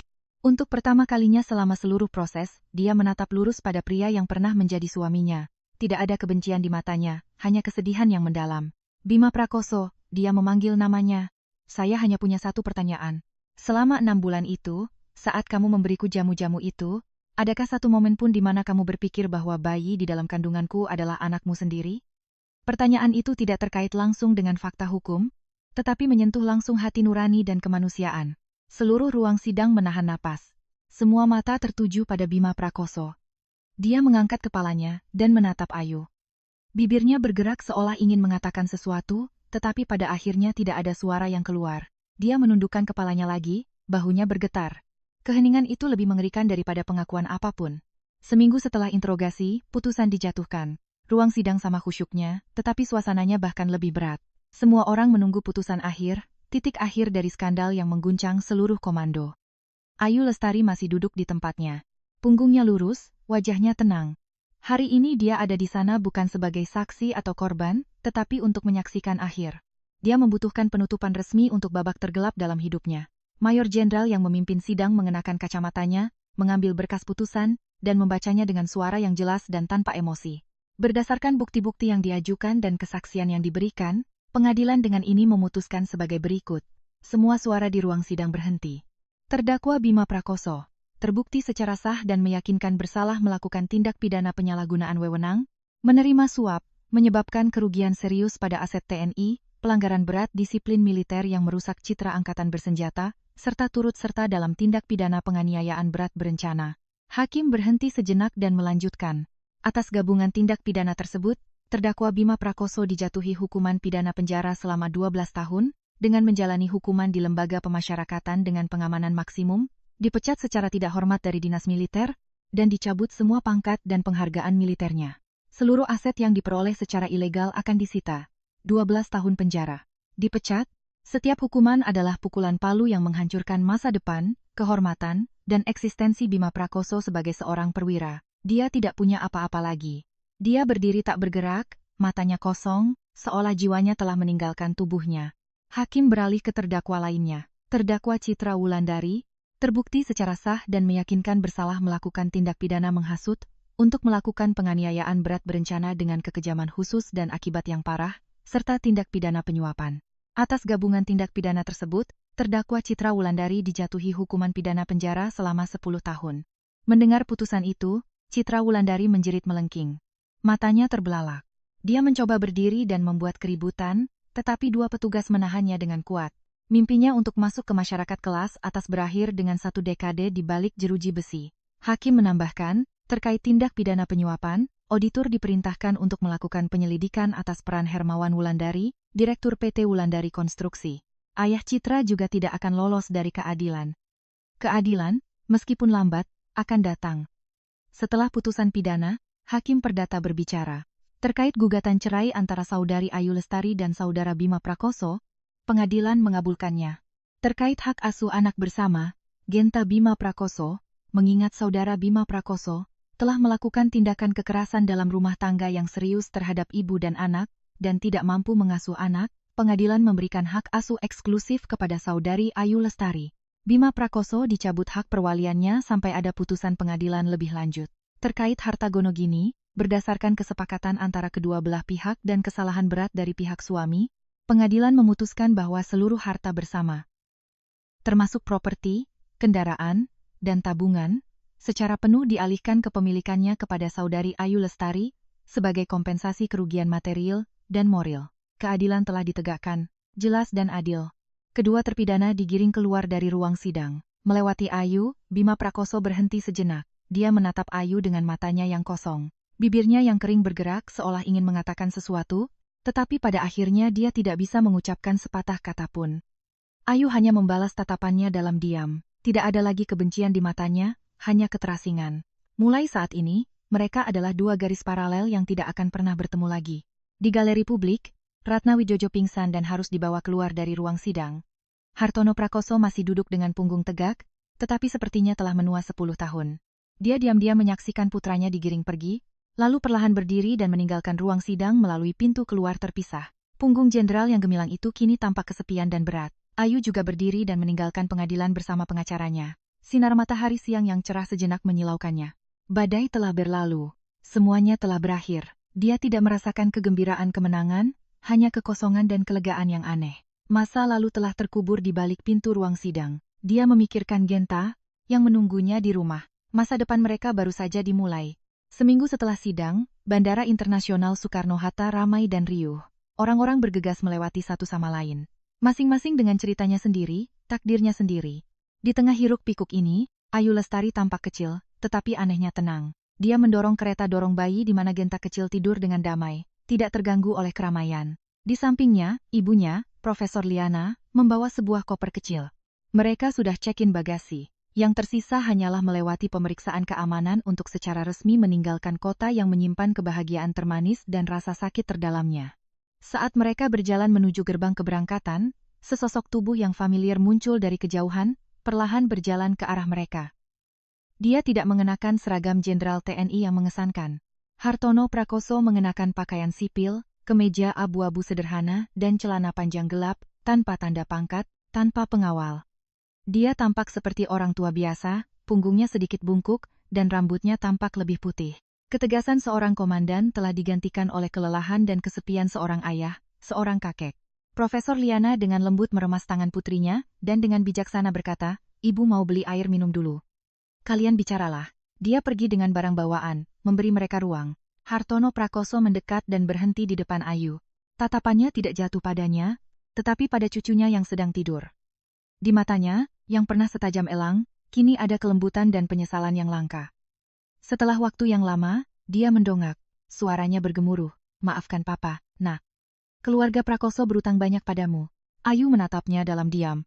Dia melihat rasa sakit dan ketidakberdayaan di mata pria yang sombong ini. Dia tidak lagi merasakan kebencian, hanya belas kasihan. Dia menggelengkan kepalanya.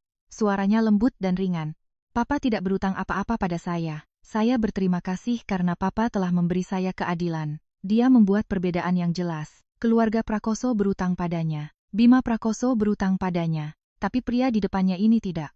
Di tengah badai, dialah yang melangkah maju dan membuka luka bernanah di keluarganya sendiri, untuk memulihkan kehormatannya. Hartono Prakoso menatapnya. Kilatan terima kasih melintas di matanya. Dia merogoh saku jaketnya dan mengeluarkan sebuah kartu kredit hitam. "Ini," dia ragu-ragu, seolah sulit mengatakannya. "Ini rekening dana pendidikan yang papa buka untuk Genta," kata sandinya tanggal lahirnya. Anggap saja ini tanda mata kecil dari kakeknya. Dia dengan hati-hati meletakkannya di atas selimut bayi. Itu bukan hanya uang. Itu adalah ikatan terakhir. Satu-satunya kompensasi yang bisa ia tawarkan kepada cucunya. Ayu melihat kartu itu. Dia tidak menolaknya. Ini adalah hak Genta. Atas nama Genta. "Terima kasih, kakek." Dua kata itu membuat mata Hartono Prakoso sedikit memsikisiwama. Dia memalingkan muka untuk melihat papan keberangkatan, seolah untuk menyembunyikan emosinya. "Kamu." Suaranya bergetar. Keraguan yang belum pernah terlihat sebelumnya darinya. "Apa kamu akan mengizinkan papa sesekali datang ke Yogyakarta untuk menemuinya?" Ayu menatap pria di depannya. Kekuasaan, status, semuanya telah hilang. Yang tersisa hanyalah seorang kakek yang merindukan cucunya. Dia tersenyum lembut, senyum yang tulus. Dia masih menyandang nama Prakoso. "Anda tetap kakeknya." Jawaban itu lebih berharga dari yang manapun. Itu mengakui ikatan darah yang tak terbantahkan. Ikatan yang tidak akan terputus oleh dosa-dosa generasi sebelumnya. Hartono Prakoso mengangguk berat. "Pergilah, sudah waktunya." Ayu tidak mengatakan apa-apa lagi. Dia memberinya hormat terakhir, mendorong kereta dorong, dan berbalik menuju gerbang keberangkatan di mana ibunya menunggu. Dia tidak menoleh ke belakang. Punggungnya lurus dan tegap. Dia berjalan dengan tegas menuju masa depannya. Di belakangnya, Hartono Prakoso berdiri sendirian di tengah kerumunan, menyaksikan mereka pergi sampai mereka menghilang di balik gerbang. Epilog. Waktu di Yogyakarta mengalir dengan tenang. 6 bulan kemudian, kehidupan Ayu Lestari dan putranya telah sepenuhnya stabil. Dengan kompensasi dan aset dari perceraian, dia tidak memiliki kekhawatiran finansial. Dia membeli sebuah rumah yang luas tidak jauh dari rumah orang tuanya. Dengan gelar magister psikologinya, dia memutuskan untuk tidak kembali ke pekerjaan penelitiannya yang monoton. Dia menginvestasikan sebagian uangnya dengan seorang teman untuk membuka sebuah biro konsultasi psikologi kecil, yang khusus membantu wanita dengan masalah keluarga dan pribadi. Pekerjaan itu tidak terlalu sibuk, tetapi memberinya kegembiraan dan tujuan. Mendengarkan cerita orang lain, membantu mereka sembuh, dia juga menyembuhkan dirinya sendiri. Genta kecil tumbuh montok dan menggemaskan. Dia adalah anak yang sangat baik, jarang menangis, dan sangat dekat dengan ibu dan kakek neneknya. Bekas luka masa lalu sepertinya memudar, digantikan oleh hari-hari yang damai dan hangat.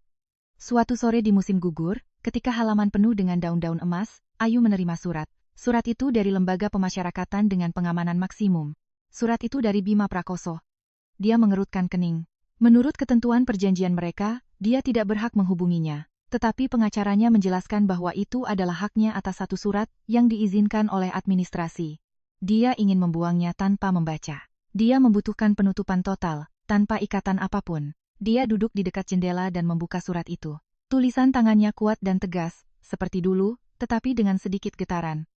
Surat itu panjang.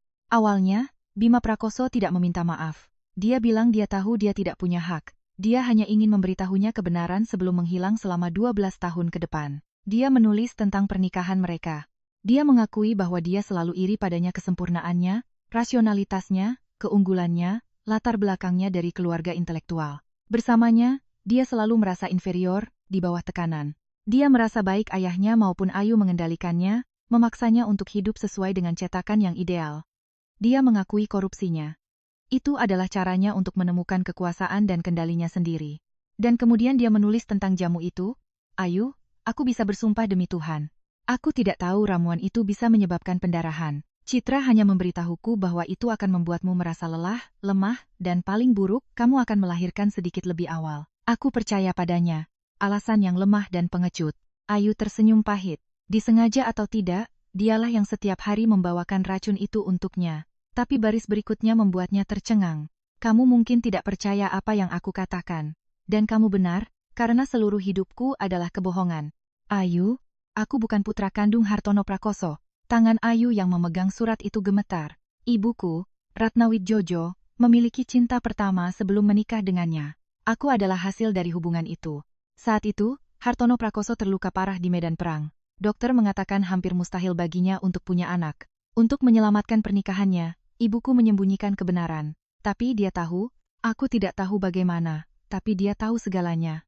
Namun, dia membesarkanku seperti putranya sendiri. Mungkin karena kehormatan seorang jenderal yang tidak mengizinkannya mengakui bahwa dia telah ditipu. Itulah sebabnya dia selalu begitu keras padaku. Ibuku, karena rasa bersalah, selalu memberiku kompensasi dengan uang dan memanjakanku di belakangnya.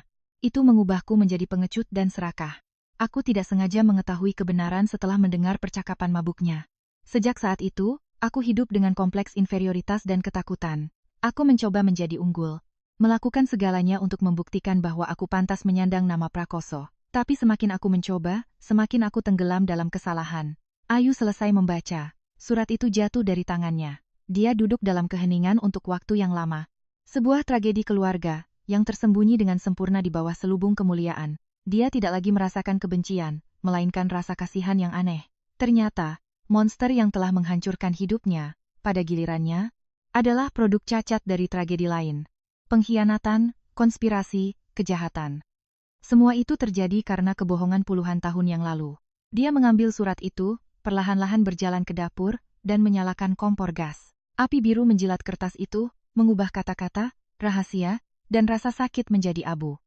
Masa lalu benar-benar telah berakhir. Api biru melahap surat itu, mengubah misteri dan tragedi keluarga Prakoso menjadi segenggam abu yang dibawa angin.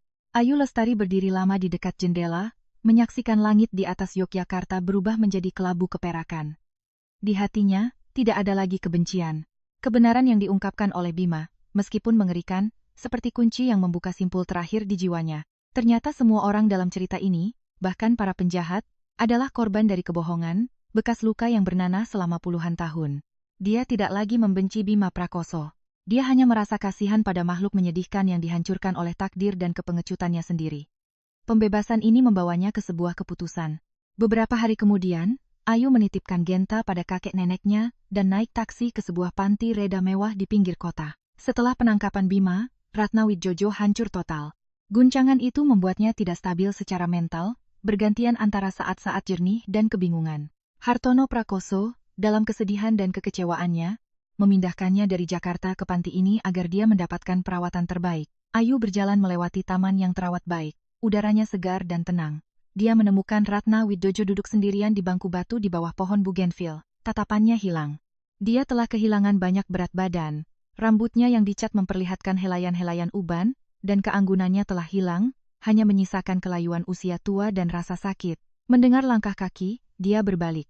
Matanya yang kabur tidak langsung mengenalinya, tetapi dalam persepsinya yang kacau, gambar itu terdistorsi. Dia tiba-tiba meraih tangan Ayu dengan ekspresi panik dan memohon. "Citra, kamu datang?" Ayu terkejut, dia mengiranya Citra. Ratna, tidak menyadari keheningannya, terus berbisik, seolah takut terdengar. "Dengarkan aku. Jangan sakiti Bima lagi. Dia bukan putranya. Dia sudah cukup menderita. Aku bersumpah padamu, aku akan memberimu semua uang yang kamu inginkan, tapi jangan bilang padanya." Dia mengulangi frasa-frasa yang tidak berarti. Terperangkap dalam ketakutan dan rahasia yang telah menyiksanya seumur hidupnya. Ternyata, ketakutan terbesarnya bukanlah putranya masuk penjara, melainkan asal-usulnya yang sebenarnya terungkap, menghancurkan fasad keluarga yang telah ia pertahankan dengan susah payah. Ayu tidak menarik tangannya, dia hanya mendengarkan dalam diam. Ocehan wanita ini bukan lagi penghinaan, melainkan pengakuan yang terlambat dan menyedihkan. Semua dendam, semua kerusakan, sepertinya telah dibersihkan oleh kebenaran. Wanita yang telah mengancam dan menghinanya ini, pada kenyataannya, adalah sosok tragis yang hidup dalam ketakutan dan tipu daya sepanjang hidupnya. Angin musim gugur yang dingin bertiup. Ratna menggigil. Ayu melepas syal sutra tipis yang dikenakannya dan dengan lembut menyampirkannya di bahunya. "Dingin, Bu Ratna. Sebaiknya ibu masuk ke dalam dan istirahat." Suara lembut dan panggilan yang familiar sepertinya mengembalikan sedikit kejernihan pada Ratna. Dia menatap Ayu. Matanya tidak lagi ketakutan, tetapi kosong dengan cara yang menakutkan. Dia mengenali Ayu, tetapi segera menggelengkan kepalanya, bergumam, "Tidak, pergi, jangan di sini." Mungkin, jauh di lubuk hatinya, dia tahu dia berutang terlalu banyak pada mantan menantunya itu. Ayu tidak mengatakan apa-apa lagi, membantunya berdiri dan mengantarnya ke gedung utama. Seorang perawat berlari menemui mereka. "Terima kasih sudah datang menjenguknya, Bu Ayu. Beliau hari ini tidak begitu stabil." Ayu mengangguk. Dia menyaksikan perawat membawa Ratna pergi. Punggungnya bungkuk dan kesepian. Bekas luka masa lalu akan menemaninya sampai akhir hayatnya. Tetapi dia, saat meninggalkan panti dan menghirup udara musim gugur yang segar, tahu bahwa bekas lukanya sendiri telah benar-benar sembuh. Itu tidak akan hilang, tetapi tidak akan sakit lagi. Itu akan ada di sana sebagai pengingat tentang apa yang telah ia lalui, dan kekuatan yang membantunya bangkit. 1 tahun. Kemudian, 6 bulan berlalu seperti desahan napas. Musim kemarau yang cerah dan bersemangat datang di Yogyakarta. Kehidupan Ayu Lestari telah memasuki lembaran baru yang damai dan bermakna. Rumahnya selalu dipenuhi sinar matahari dan tawa genta kecilnya. Bocah itu, yang akan berulang tahun pertama, sedang belajar berjalan, penuh energi dan kecerdasan. Dia adalah matahari kecil yang menerangi dunianya. Dia bukan lagi Ayu Lestari, biro konsultasinya, Serenity, yang ia kelola bersama seorang teman, terletak di jalan yang tenang. Tidak terlalu besar, tetapi didekorasi dengan hangat. Dia tidak banyak beriklan. Kliennya datang dari mulut ke mulut, jadi mereka yang datang adalah orang-orang yang benar-benar membutuhkan bantuan. Istri-istri yang dikhianati, ibu-ibu yang berjuang, wanita lajang yang kehilangan arah. Di dalam diri mereka, Ayu melihat cerminan dirinya sendiri. Dia mendengarkan mereka dengan sabar dan empati. Dia tidak memberikan nasihat kosong. Dia menggunakan pengetahuannya dan pengalamannya yang menyakitkan untuk menganalisis, mengurai, dan membantu mereka menemukan kekuatan batin mereka. Dia membantu mereka memahami bahwa perceraian atau perpisahan bukanlah akhir, tetapi bisa menjadi awal yang baru. Suatu sore, klien terakhirnya adalah seorang wanita muda dengan mata bengkak karena menangis. Dia baru saja menemukan suaminya berselingkuh. "Bu Ayu, apa yang harus saya lakukan? Haruskah saya bercerai? Tapi anak saya masih sangat kecil, saya takut tidak bisa sendirian." Ayu menuangkan secangkir teh kamomil untuknya. Suaranya lembut dan tegas. "Mbak Celia, tidak ada yang bisa memutuskan untuk Anda, apakah akan bercerai atau tidak. Tapi sebelum Anda memutuskan, tanyakan pada diri sendiri, bisakah Anda bahagia dalam pernikahan tanpa kepercayaan dan rasa hormat? Dan apakah seorang anak benar-benar bahagia tumbuh di rumah tanpa cinta?" Dia menatap matanya. "Pilihan apapun akan sulit, tapi ingat, Anda tidak sendirian. Kekuatan terbesar tidak datang dari pria di samping Anda, tetapi dari dalam diri Anda sendiri. Beri diri Anda waktu untuk tenang, dan percayalah, apapun yang terjadi, Anda dan putra Anda akan baik-baik saja." Wanita muda itu menangis, tetapi kali ini adalah air mata kelegaan. Setelah mengantar kliennya, Ayu merapikan kantornya. Dia melihat keluar jendela ke arah matahari terbenam yang mewarnai jalanan dengan emas. Dia merasakan kedamaian dan kepuasan yang mendalam. Membantu orang lain menemukan cahaya juga merupakan cara untuk menerangi jalannya sendiri. Dia tidak lagi berpikir untuk mencari cinta baru. Mungkin nanti, jika takdir menghendaki, dia akan membuka hatinya. Tapi untuk saat ini, dia tidak membutuhkannya.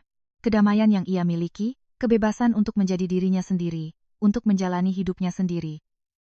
Itulah yang paling ia hargai. Dia mengemasi barang-barangnya dan pulang. Itu adalah ulang tahun pertama Genta, dan seluruh keluarga menunggunya. Membuka pintu, dia mendengar tawa putranya dan obrolan ceria orang tuanya. Ayahnya sedang bermain dengannya, dan bocah itu tidak berhenti tertawa. Ayu masuk, memeluk putranya, dan mencium pipinya yang montok. "Genta, selamat ulang tahun, sayangku." Bocah itu memeluknya dengan tangan kecilnya. "Mama." Malam itu, keluarga berkumpul di sekitar kue ulang tahun kecil. Cahaya lilin terpantul di mata Genta yang jernih dan di tatapan bahagia Ayu. Setelah badai, selalu ada matahari terbit. Badai telah berlalu, meninggalkan langit yang tenang dan cerah. Inilah kehidupan yang ia inginkan. Waktu berlalu. Hampir setahun setelah sidang, Ayu Lestari menerima telepon tak terduga. Itu dari ajudan Hartono Prakoso. Dia dengan hormat memberitahunya bahwa jenderal telah mengajukan pensiun dini dan bahwa pimpinan tertinggi telah menyetujuinya. Ayu tidak terkejut. Setelah pukulan seberat itu, dapat dimengerti bahwa jenderal yang sombong itu akan memilih untuk pensiun. Luka yang ditimbulkan oleh putra satu-satunya mungkin telah merenggut seluruh semangatnya. Beberapa hari kemudian, sang jenderal sendiri yang menelepon. Suaranya bukan lagi suara seorang komandan, melainkan suara seorang pria tua, agak ragu-ragu dan penuh harap. Dia bilang dia ada di Yogyakarta dan ingin melihat cucunya. Ayu setuju. Dia tidak punya alasan untuk menolak. Semua kebencian telah hilang. Yang tersisa hanyalah ikatan darah yang tak terbantahkan. Hari itu, Hartono Prakoso datang ke rumahnya. Dia datang sendirian, dengan pakaian gelap dan tas berisi mainan mahal. Berdiri di depan pintu yang asing, pria yang pernah memimpin ribuan tentara itu tampak sedikit bingung. Ayu membuka pintu dan mempersilakannya masuk. "Papa, sudah datang." Genta, yang usianya sudah lebih dari setahun, berjalan tertatih-tatih di ruang tamu. Melihat orang asing, dia berhenti. Mata hitamnya yang besar menatapnya dengan rasa ingin tahu. Hartono Prakoso membeku saat melihat cucunya. Ini adalah pertama kalinya dia melihatnya dari dekat sejak dia lahir. Dia sangat mirip Ayu, terutama matanya yang jernih dan cerdas. Tapi dagu yang keras kepala dan dahi yang tinggi memiliki sesuatu dari keluarga Prakoso. Dia perlahan membungkuk, mencoba untuk sejajar dengannya. Dia mengulurkan sebuah tank mainan. Suaranya, yang terbiasa memberi perintah, kini canggung dan sangat lembut. "Genta, sini sama kakek." Genta tidak takut. Dia berjalan terhuyung-huyung, bukan karena mainan itu, tetapi seolah-olah tertarik oleh rambut putih dan kerutan pria tua itu. Dia mengulurkan tangan kecilnya yang montok dan menyentuh tangan sang jenderal yang menonjol dan kapalan. Pada saat itu, hati baja prajurit tua itu sepertinya meleleh. Dia mengangkat cucunya. Perasaan lembut, hangat, dan berat memenuhi lengannya. Ini tidak seperti memegang senjata atau pena. Ini adalah kelanjutan kehidupan, darahnya sendiri. Air mata menggenang di mata tuanya. Ayu menyaksikan dari kejauhan dalam diam. Dia pergi ke dapur untuk membuat teh. Ketika dia kembali, Hartono Prakoso sedang bermain dengan Genta di lantai, dengan sabar mengajarinya merakit mainan. Citra seorang jenderal terkenal yang duduk di lantai bermain, dengan mainan anak-anak tidak terbayangkan, tetapi sangat nyata dan menyentuh. Setelah beberapa saat, Genta lelah dan tertidur di pelukan kakeknya. Hartono Prakoso dengan hati-hati membaringkannya di tempat tidur bayi. Dia duduk di sofa, menyesap teh yang disajikan Ayu, matanya tidak lepas dari cucunya. Dia anak yang sangat baik. Ayu mengangguk. Ya, dia jarang menangis. Keheningan kembali menyelimuti. Sesaat kemudian, Hartono Prakoso berbicara. Suaranya menjadi lebih dalam. "Terima kasih, Nak." Ayu terkejut. "Untuk apa?" "Karena mengizinkannya tetap menggunakan nama Prakoso." Ternyata, itulah yang paling mengganggunya. Bagi seorang pria yang sangat menghargai keluarga dan garis keturunan, ini adalah penghiburan terbesar.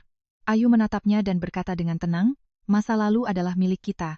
Masa depan adalah milik Genta. Saya tidak ingin dia tumbuh dengan kebencian atau menyangkal akarnya.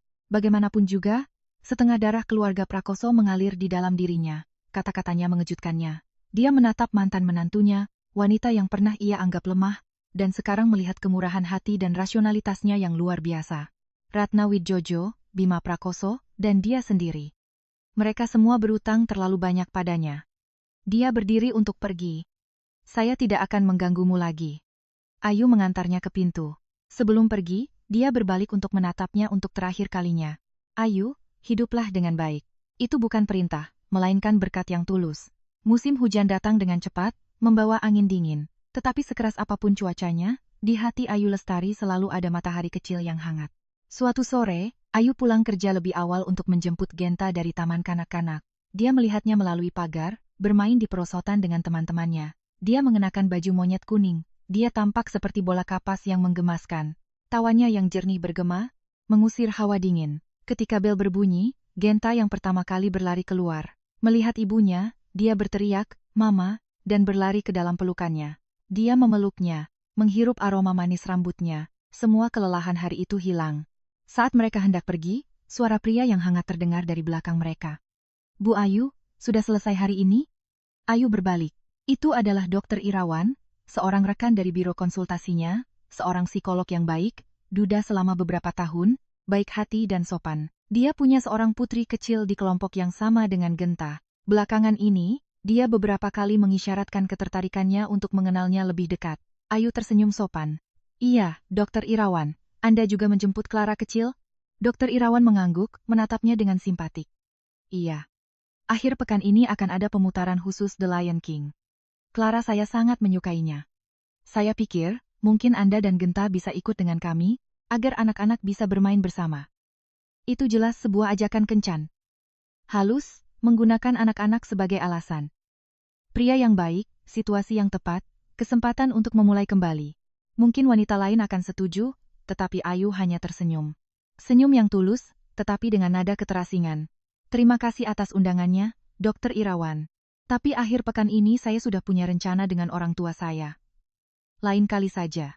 Penolakan yang sopan namun tegas. Dokter Irawan, sebagai orang yang cerdas, mengerti. Dia tidak tampak kecewa, hanya mengangguk sambil tersenyum.